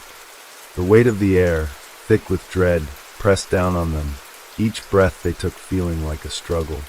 The feeling of being watched never left. It only grew stronger. It was as if the house itself had become an extension of their minds, reaching out with invisible tendrils, pulling them in with every step they took. Ryan stumbled again, and Sarah had to quickly steady him, pulling him along despite her own exhaustion. His face was pale, his breath shallow and quick. "Mom, I don't want to go back there," he whispered, the fear in his voice so raw it made Sarah's heart ache. "I know," Sarah whispered back, trying to force herself to sound reassuring, even as her own heart pounded with terror. "We're not going back there. I won't let it take you. I won't let it take us." But as they rounded another corner, Sarah could feel it. Feel the pull of the house, like it was trying to draw them back, pulling them toward the place they had just fled. It was in the air, in the way the shadows shifted around them, in the way the night seemed to grow darker the farther they went. "Mom," Ryan whispered again, his voice trembling. "Do you hear that?" Sarah stopped, her hand instinctively tightening around his. For a moment, there was only silence, the eerie stillness of the night pressing in on them like a heavy weight. But then, slowly, almost imperceptibly, she heard it, soft at first, like the rustle of leaves in the wind, then growing louder, more distinct. It was a voice, a whisper, a familiar voice. "Sarah." Her blood ran cold. She knew that voice. It was Mark's. It was his voice, but it wasn't really him anymore. It was distorted, like it was coming from far away, echoing through the very air itself, like the house was speaking through him. "Mom," Ryan's voice trembled, his grip on her hand tightening. "I don't want to hear it. I don't want him to talk to me." Sarah's mind raced, the panic gripping her chest.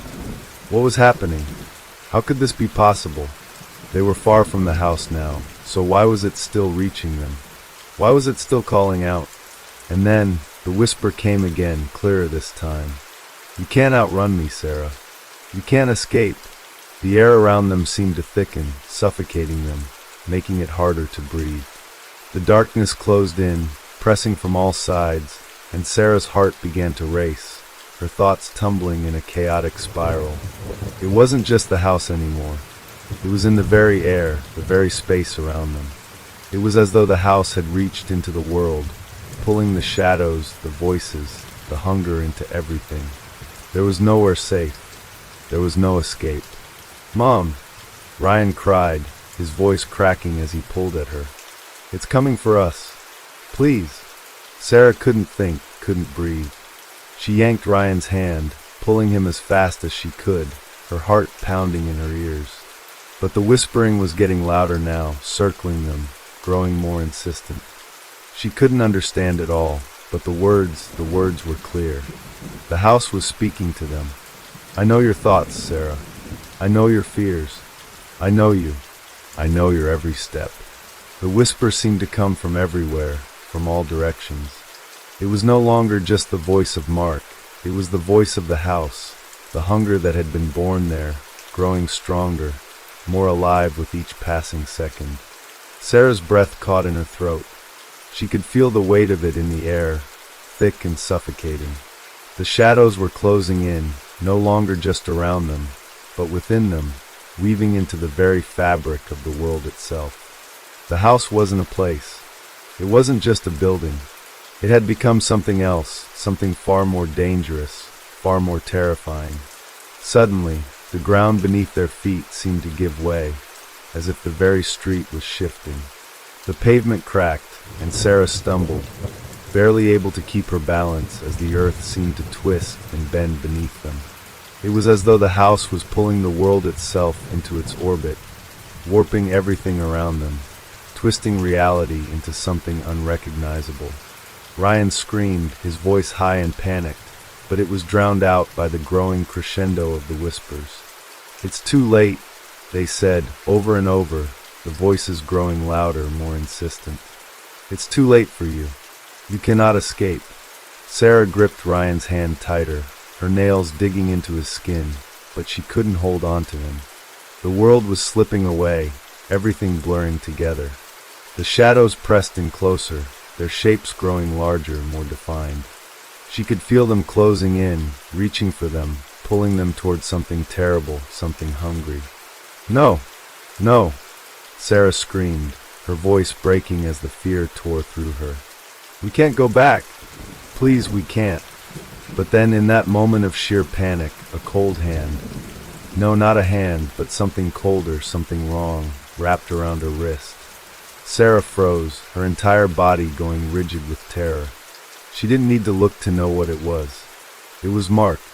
No, not Mark. The thing that had been changed, that had been twisted by the house, by the hunger. And it was pulling her back. "No!" Ryan screamed, his voice echoing with fear. "Mom, please, don't let it." But Sarah couldn't fight anymore. Her body, her mind, everything was fading. The shadows were too strong, too powerful. The hunger had come for them both, and there was no escape. The last thing Sarah saw was the figure of Mark, or what had once been Mark, standing just behind her, its face a twisted, horrific mask.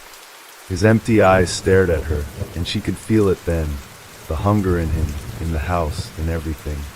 And it was insatiable. As Sarah's world grew darker, colder, she felt herself being drawn back, her feet stumbling against the ground as though gravity itself had turned against her. The cold hand around her wrist was unrelenting, its grip tightening with every step. Ryan's frantic cries for her, for help seemed distant, as though they were coming from far away. Her mind swirled in panic, but no matter how hard she tried, she couldn't break free. The shadows closed in around them, suffocating her. The whispering grew louder, a chorus of voices that twisted and distorted, all of them speaking in unison, their hunger the same. It was no longer just Mark, no longer just the twisted version of her husband. It was the house, the darkness, the hunger that had consumed everything. Sarah's heart thudded in her chest as she was pulled toward the source, the epicenter of the nightmare, the house. It loomed before them now, its windows glowing faintly, like the hungry eyes of some great, ancient beast. The closer they got, the more the air thickened, pressing down on her chest until it was hard to breathe. Ryan was still tugging at her hand, crying, his voice a thin thread of desperation in the suffocating night. "Mom, please don't let it take us. We can't, Mom, please." But the words didn't reach her. She could feel it now, the overwhelming pull of the house. It was as if it was inside her mind, inside her soul. She could feel it whispering to her, tugging at her thoughts, luring her into the darkness. "You can't run, Sarah." The voice echoed around her, deep and hollow, seeping into her bones. "I know your every thought. I've always known." Her head spun.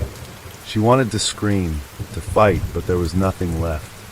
Her body felt heavy like lead. The cold hand around her wrist pulled harder, and she stumbled forward. Ryan was still there, but his presence seemed far away now, distant. Her son was losing grip on her, as if the very space between them was stretching, becoming unbearable. "No," she whispered, her voice barely audible. "No, no, no." She tried to turn, to look back at Ryan, but the darkness had swallowed him up. She couldn't see him anymore, couldn't feel his hand in hers. It was as though he had vanished, absorbed into the shadows, lost in the house's endless hunger. The world around her was shifting again, growing more surreal. The once familiar streets now seemed alien, twisted. It felt like time itself was unraveling, and she was falling into the abyss, deeper and deeper. "Ryan," she called weakly, her throat raw from the scream she had barely been able to make. But the voice that answered her wasn't Ryan's. It wasn't even her own. It was something else. "I am your hunger, Sarah. You've always known it. You've always been mine." Sarah froze. The voice, it was coming from everywhere. It was everywhere. It came from the house, from the walls, from the air itself. It wasn't just a house. It was a force, a living thing that had been feeding on them since they had stepped inside. A cold gust of wind rushed past her, sending a chill down her spine. The hunger was now a physical thing, a presence that pulsed in the air around her. And then she felt it, the thing she feared the most.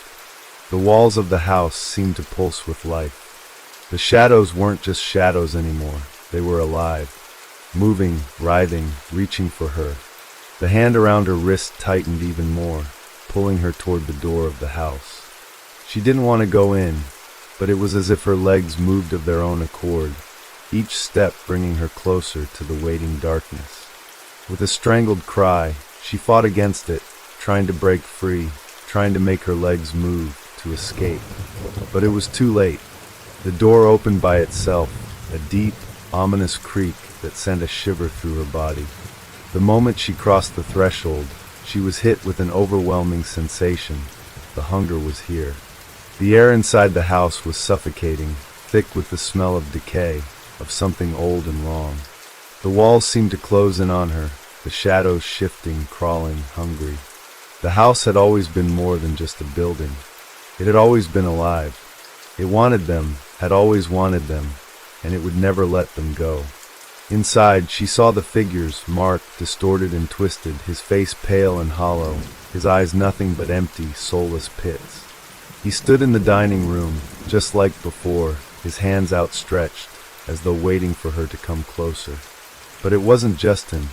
There were others, strange figures she didn't recognize, standing in the corners of the room, watching her with dark, hungry eyes. The table in the center of the room was set perfectly, just as it had been when they first sat down to eat. but this time, something was different. The food on the table had spoiled, rotted, grown moldy and black, as though it had been sitting there for years waiting. And yet Sarah could feel it, a pull, a force calling to her, urging her to sit, to eat, to join them. But she couldn't. She knew if she did, she would be consumed. She would become part of the hunger. "You were always meant to be here, Sarah," the voice whispered again, this time so close she could feel it against her skin. "You cannot escape. You are mine." She looked at Mark, or what had once been Mark, his mouth twitching into something like a smile. "You're home," he said softly, his voice hollow and broken.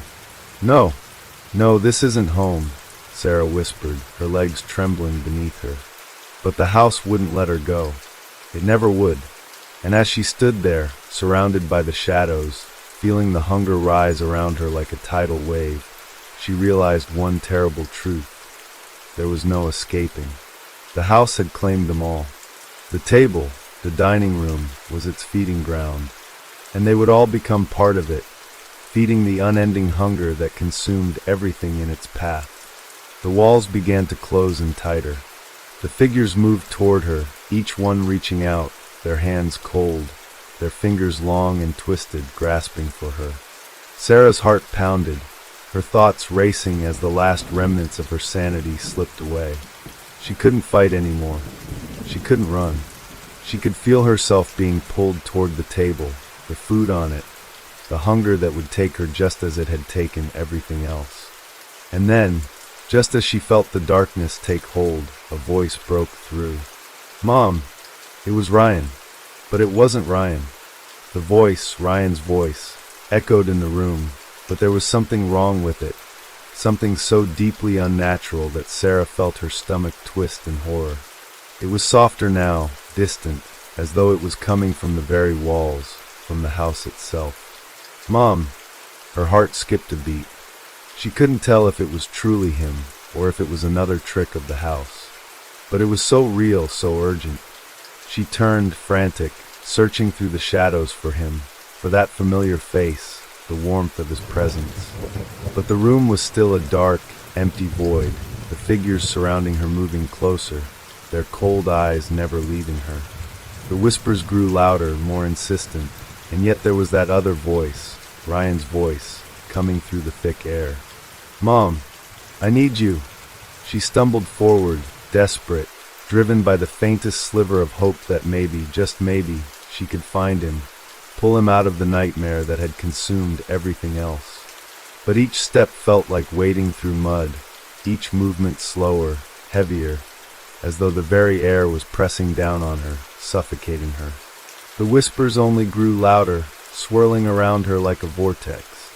"Come closer," the house seemed to say, its voice now layered with 1,000 others, all murmuring at once. "You are mine, Sarah." The table, once pristine, now covered in rotten food, loomed ahead of her, and she could feel the pull of it, the force that seemed to draw her toward it. The hunger was a living thing now, a beast that could taste her fear, and it wanted her. "No, I won't," Sarah gasped, but the words barely left her mouth before they were swallowed by the ever-present whispering. "You cannot fight me." The ground beneath her feet seemed to shift again, buckling as though it were made of nothing but soft earth. She felt her legs tremble, and then there, a flicker, a shadow moving among the figures. Her heart slammed against her ribs as she recognized the shape, Ryan. "Mom, help me." His voice, this time, wasn't coming from the walls. It was real. She could hear it, his voice, so full of fear, so close. "Ryan," she cried, her voice hoarse, her hands trembling as she reached out in the direction of the sound. She could see him now, standing in the corner of the room, his face pale and drawn, his eyes wide with fear. "Ryan, I'm coming." "Hold on, baby," she shouted, as though he could hear her, as though she could reach him. She pushed herself forward, her body screaming in protest, the hunger clawing at her insides. But before she could take another step, something stopped her. Something cold, like a hand of ice, gripped her arm, and she froze. Her entire body went rigid with terror as she looked down at the figure standing in front of her. It wasn't Ryan. It wasn't even Mark anymore. It was something far worse. The figure's face was a mask of distorted flesh, eyes hollow and dark, a twisted mockery of the people she had once known. The face stared at her with no recognition, no empathy. It was an abomination, a creature born from the very hunger of the house. It opened its mouth, and Sarah could hear the guttural whispers of dozens of voices swirling within it. "You cannot save him," it rasped, its voice a mixture of Mark's and something else, something far more sinister.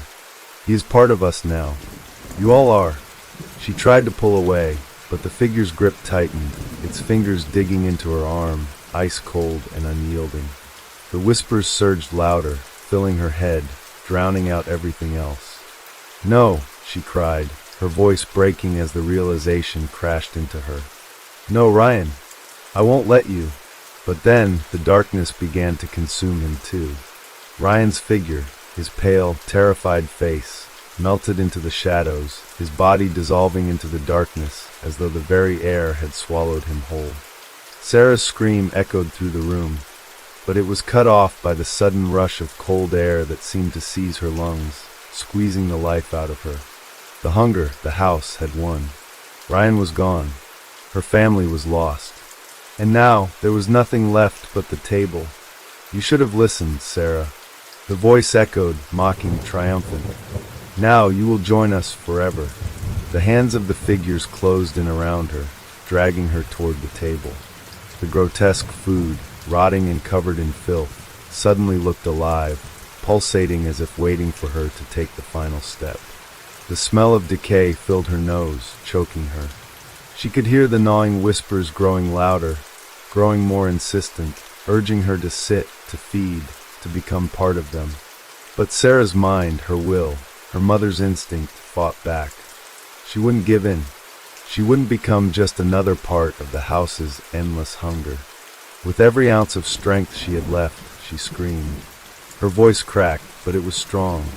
She screamed not just for herself, but for everything that was lost, for everything she couldn't save. And the darkness paused. For just a moment, the house seemed to hold its breath. The figures wavered, the whispers faltering. But then, the hunger surged once more, and it came crashing down on her, pulling her toward the table with an unrelenting force. The darkness closed in around Sarah, pulling her toward the table with such force that her feet left the ground. The shadows wrapped around her like a suffocating shroud, their cold fingers trailing across her skin, digging into her flesh, as if they were trying to claim her as their own. Her body felt weightless, as though it were no longer hers to control. The house had won, but in the deepest part of her mind, a spark of defiance remained, a flicker of will that refused to be consumed by the abyss. No, not yet. She still had one chance, one last thing she could do to fight back. With every ounce of her fading strength, Sarah fought the pull of the house. Her muscles screamed, her body burned with exhaustion, but she fought. Her hand shot out, her fingers scraping against the cold floor, searching for anything to grab onto, anything to keep her from being dragged into the table's monstrous maw. And then, her hand found something. It was a piece of wood, splintered and broken, as though it had been ripped from the walls of the house itself. She gripped it desperately, her nails digging into the wood as the shadows tore at her, the figures closing in around her, their whispers growing louder, their hunger more frantic. "You can't escape," the voice whispered in her ear, 1,000 voices layered into one, cold and insistent. "You are ours." "No!" Sarah screamed. Her voice cracked, raw from the terror and the force of the scream, but it was enough. It was enough to break through the silence, to push back the shadows, even if just for a moment. The figures hesitated. For a brief moment they faltered, their eyes dark and hollow, their mouths twitching in confusion. Sarah's pulse thundered in her ears as she used every ounce of strength she had left to pull herself free from their grasp. The shadowy hands released her, the figures retreating for just a second. She pushed herself upright, her legs trembling beneath her, but she stood. She was still standing. "You can't keep me here," she gasped, her voice shaky but resolute. "I won't be your meal." The room seemed to tremble as she spoke, the walls groaning, the shadows writhing. But the hunger, it was still there, still waiting. The figures, marked the others, were closing in again, their hollow eyes fixated on her. Sarah could feel their cold gazes pressing into her, their hunger pulling at her from all sides. She couldn't outrun them. She couldn't escape them. But there was something else, something hidden in the house, something older, deeper, darker than even the hunger that had consumed everything else. And Sarah realized in that moment that she had to confront it. She had to face the heart of the house. Without thinking, her feet moved, her legs propelling her toward the doorway, toward the place where it had all started, the dining room. The shadows clawed at her, tugging at her, but she fought through them, each step feeling heavier than the last. The dining room, the source of it all, was just ahead. The table loomed, dark and twisted, its surface slick with rot, the food upon it crawling with maggots and decay. But she didn't stop. She couldn't stop. The whispers grew louder, closer, suffocating her with their clamoring voices, but she pushed through them, her mind fixated on the door. She reached the threshold, and there it was, the heart of the house. The doorway was just ahead. The light from the hallway was faint, but it was enough. She stepped over the threshold into the blackness, and just as she did, the shadows seemed to scream in rage. They surged toward her, but Sarah didn't care anymore. Her mind was clear, focused. The house roared in fury, the walls groaning, the windows shaking, as though it were alive and trying to fight back. The figures, her family, the people who had once been her life, moved toward her, their distorted, hungry faces twisted in agony. They tried to reach for her, but they were too late. The door slammed behind her with a deafening bang. The shadows receded. The voices quieted. The house, for the first time in what felt like forever, was silent. Sarah stood in the hallway, panting, her body trembling with exhaustion and fear. She could still feel the echoes of the house's hunger in her bones, its presence like a weight in the air, but for now it was gone. The worst had passed. She had made it out. For a long moment, she stood there, unsure of what to do next. The house was still behind her, its dark energy pressing in from all sides, but she couldn't go back. She couldn't face it again. Not yet. Then, a sound broke the silence. A soft, faint cry. It was Ryan's voice. She turned, her heart racing, her breath catching in her throat. He was there, at the end of the hallway. She could see him now, his face pale, his eyes wide with fear. But this time he was different. His body was thin, frail, as if he had been drained of everything that made him human. But it was him, her son. "Mom," he whispered again, his voice barely a sound, a ghostly echo. "Mom, please, don't leave me. I'm sorry." Tears filled Sarah's eyes as she rushed toward him, her legs weak and shaky beneath her. "Ryan," she cried, her voice breaking. "I'm here. I'm right here." But as she reached out to him, her hand brushed against his cold. Too cold. His eyes locked onto hers, but they were empty, hollow. His mouth stretched into a twisted grin, one that wasn't his. The air around him seemed to warp and bend, and for a moment, Sarah saw something, a shadow, pass over his face, something that made her blood run cold. "Mom," Ryan's voice came again, but it wasn't his anymore. "Come closer. You're part of me now. You're part of us." The room seemed to close in, the walls distorting, the shadows moving as though alive. Sarah took a step back. She knew what was happening. She knew what it wanted. The hunger wasn't just in the house. It was in him too. "Ryan, I love you," she whispered, her voice breaking. "I'm so sorry." And as the shadows closed in around him, Sarah knew there was no escaping this curse. There was no escaping the hunger. The air grew thicker as Sarah stumbled back, her heart racing, the shadows pressing in around her like a tangible force. Her son's face, Ryan's face, twisted in the darkness, its once familiar features now replaced by a hollow, sinister grin. He stood there, his eyes now black voids, his mouth stretching unnaturally wide as the air seemed to hum with an eerie energy. "Come closer, Mom." The voice rasped again, no longer Ryan's, but something else, something that had taken him, consumed him. "We need you. We are you." She felt the weight of the hunger in those words, the pull of it like a gravitational force trying to draw her into the darkness. Her legs quivered, her body trembling in terror as the temperature dropped, the very air seeming to freeze around her. "No," she gasped, taking a step back, her feet slipping on the cold, slick floor. "I won't be part of this. I won't let you take me too." But Ryan, no, the thing that wore his skin, advanced toward her slowly, its head tilting at an unnatural angle. It was like watching a marionette move, jerky and broken, yet with a terrifying precision. The shadowy form that had once been her son reached out to her, its cold fingers brushing against the air.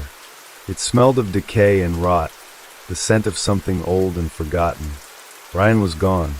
This creature before her wasn't her son anymore.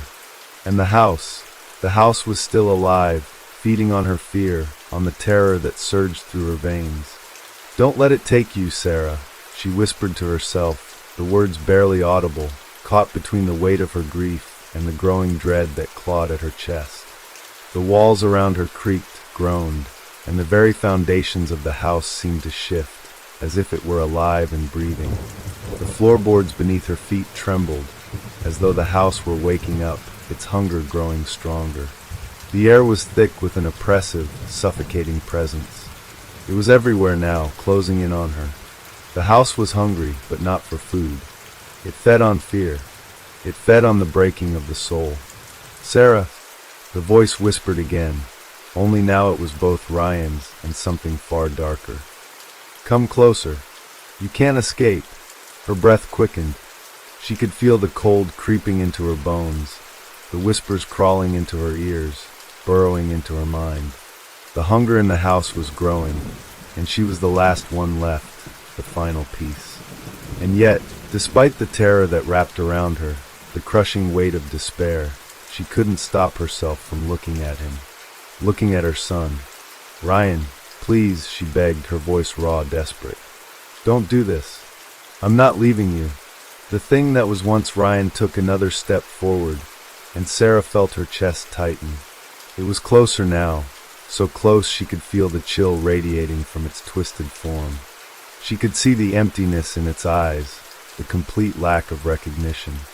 Her son was gone, but this was not him anymore. It reached out to her with long, bony fingers, its breath coming in shallow, wet gasps. A low growl rumbled in its throat as it took her wrist in its cold grip. She gasped, struggling against the unyielding hold, but its fingers tightened, the skin around her wrist bruising. "Let go of me," she cried, but the creature only tightened its grip further. This was it, the end. But then, suddenly, she remembered something. The door, the one she had closed behind her, the one that had kept the shadows at bay, even if only for a moment. With a jolt of realization, Sarah twisted her body, her free hand shooting toward the nearest object, anything to break free. Her fingers brushed against the cold, wet surface of a broken vase, its shards scattered across the floor. In that instant, desperation overtook her, and without thinking, she swung it at the thing that had once been her son. The vase shattered against its face with a sickening crack, and the creature screeched, a high-pitched, agonizing sound that pierced the air. For a moment, the shadows surrounding them recoiled, the figure faltering in its steps as if stunned by the impact. But it wasn't enough. The hunger inside the house was too great, too deep. The creature recoiled, its form rippling as it hissed in pain, but its grip did not loosen. Instead, it only tightened, its fingers digging deeper into her wrist, and she felt herself pulled toward the darkness once more. "No! No!" Sarah screamed, trying to fight, her heart hammering in her chest. Suddenly, the house groaned, a sound deep and ominous, like the earth itself was protesting her very presence. The walls around her seemed to pulse, the shadows swarming together, moving toward her with relentless hunger. She was slipping into the darkness, the walls closing in around her. But then, the door. It had to be the door. With a final cry of terror, she pushed with all her strength, her free hand reaching out, her fingers clawing at the doorknob. The shadows screamed as though they could feel her pulling away, but Sarah didn't care. She had to escape. The door, was it still there? She slammed her body into it, and for a moment it didn't move. The door stood firm, mocking her, like the house itself was rejecting her escape. But then it opened. The air outside was cold and sharp, and for a brief moment, Sarah felt a rush of freedom. She was out of the house. She was free. The creature screeched behind her, the door slamming shut, but Sarah didn't stop. She didn't look back. She ran. She had to get away. She had to save herself. But as she ran down the path, her chest heaving with the exertion, she could hear it. The sound of a door opening behind her, slowly, achingly slowly. And then, those whispers again, faint but insistent, wrapping around her thoughts. You cannot escape, Sarah. You cannot run from us. The air around her grew cold again, and a terrible weight pressed down on her chest. The hunger of the house, the hunger that had claimed her family, that had claimed her son, was still there, still hungry, still watching. She could feel it, waiting, always waiting. Sarah's breath caught in her throat as she ran, her legs burning with each desperate step. The wind whipped around her, biting at her skin, but she didn't dare stop to look back. She couldn't. Every instinct told her to keep moving, to leave that house, that cursed house, behind her. But the whispers followed. They slithered through her thoughts, soft and insidious, crawling under her skin.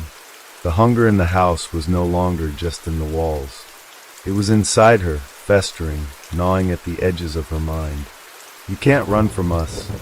It was a voice she recognized, one she had heard so many times before, Ryan's voice. But it wasn't his anymore. It was distorted, twisted, like a broken record skipping. Her pulse raced, and she glanced over her shoulder, her heart sinking as she saw it. The house. It wasn't just there, it was watching her. A shadow stretched across the yard, its edges flickering and undulating like smoke. It was as if the very ground beneath her feet was reaching out, trying to pull her back into the depths of its insatiable hunger. She could feel it, pulling at her with an invisible force. No! Sarah's feet faltered, her body nearly giving out beneath her. She couldn't outrun this. The house was everywhere now, its hunger too deep, too all-encompassing. It had already claimed her family. It had already claimed Ryan. But there was one thing, one last thing, that might stop it.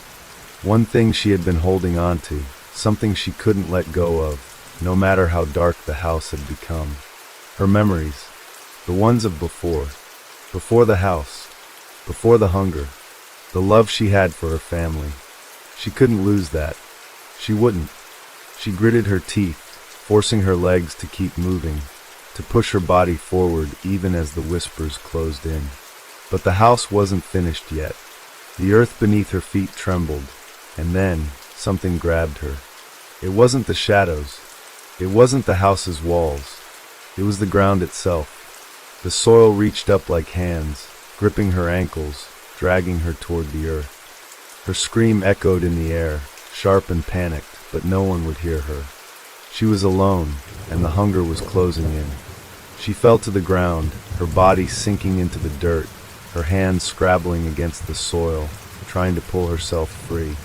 But the earth held firm, pulling her deeper, its cold fingers encircling her like a grave. "Sarah," the voice whispered again, almost lovingly, though its tone was vile, sickening. "You've always belonged to us. You were always meant to be ours." Her breath came in ragged gasps, her heart pounding as the weight of her fear crushed her chest. The ground seemed to pulse with each beat, like it was alive, breathing, hungry. She felt the cold seep into her bones, felt it filling her lungs, suffocating her. This is it. I'm going to die here. But even as the earth closed in around her, Even as her vision blurred and her strength began to fade, Sarah refused to give in. She wouldn't let it win. Not now. The darkness surged forward, but this time she fought back. With the last of her energy, her hand shot forward, reaching for something, anything, to hold on to. Her fingers brushed against something hard and cold, a stone. It wasn't much, but it was enough. She grabbed it and pulled it toward her, feeling the sharp edges bite into her skin.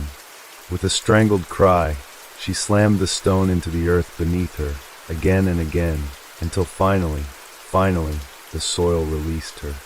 She gasped for air as she pulled herself free, her arms shaking with exhaustion, her body slick with sweat. The whispers had stopped. The hunger had receded, just for a moment. She had done it. The house had lost. But Sarah knew deep down that this victory wasn't over. The house would always be there. It would always hunger. It would always reach for her. But for now, she had escaped. She had broken free. With trembling hands, Sarah pushed herself to her feet, looking around in a daze. The yard was empty. No shadow. No figures. Just the cold, silent night. But she didn't stop. She couldn't. The house was still there, just beyond her sight. Waiting. Watching. Hungry. And as she turned to leave, to run once more, she heard it, a soft sound, barely a whisper on the wind. "We'll wait for you." The words, the warning, chilled her to the bone. It wasn't over. It would never be over. But Sarah had made it out, and that was something. With one last glance at the house, she turned and ran into the night, her footsteps echoing in the cold air, each one leading her farther from the nightmare she had escaped. But in her heart, in the deepest parts of her soul, she knew the truth.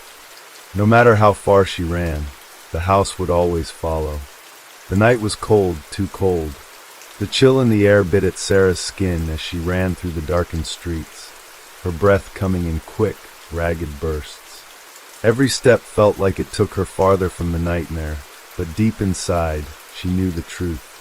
She hadn't truly escaped. The house, the hunger, it was still with her, a weight she couldn't shake, a shadow that clung to her heels no matter how far she ran. She stumbled forward, her body fatigued from the terror, the fight, and the crushing exhaustion.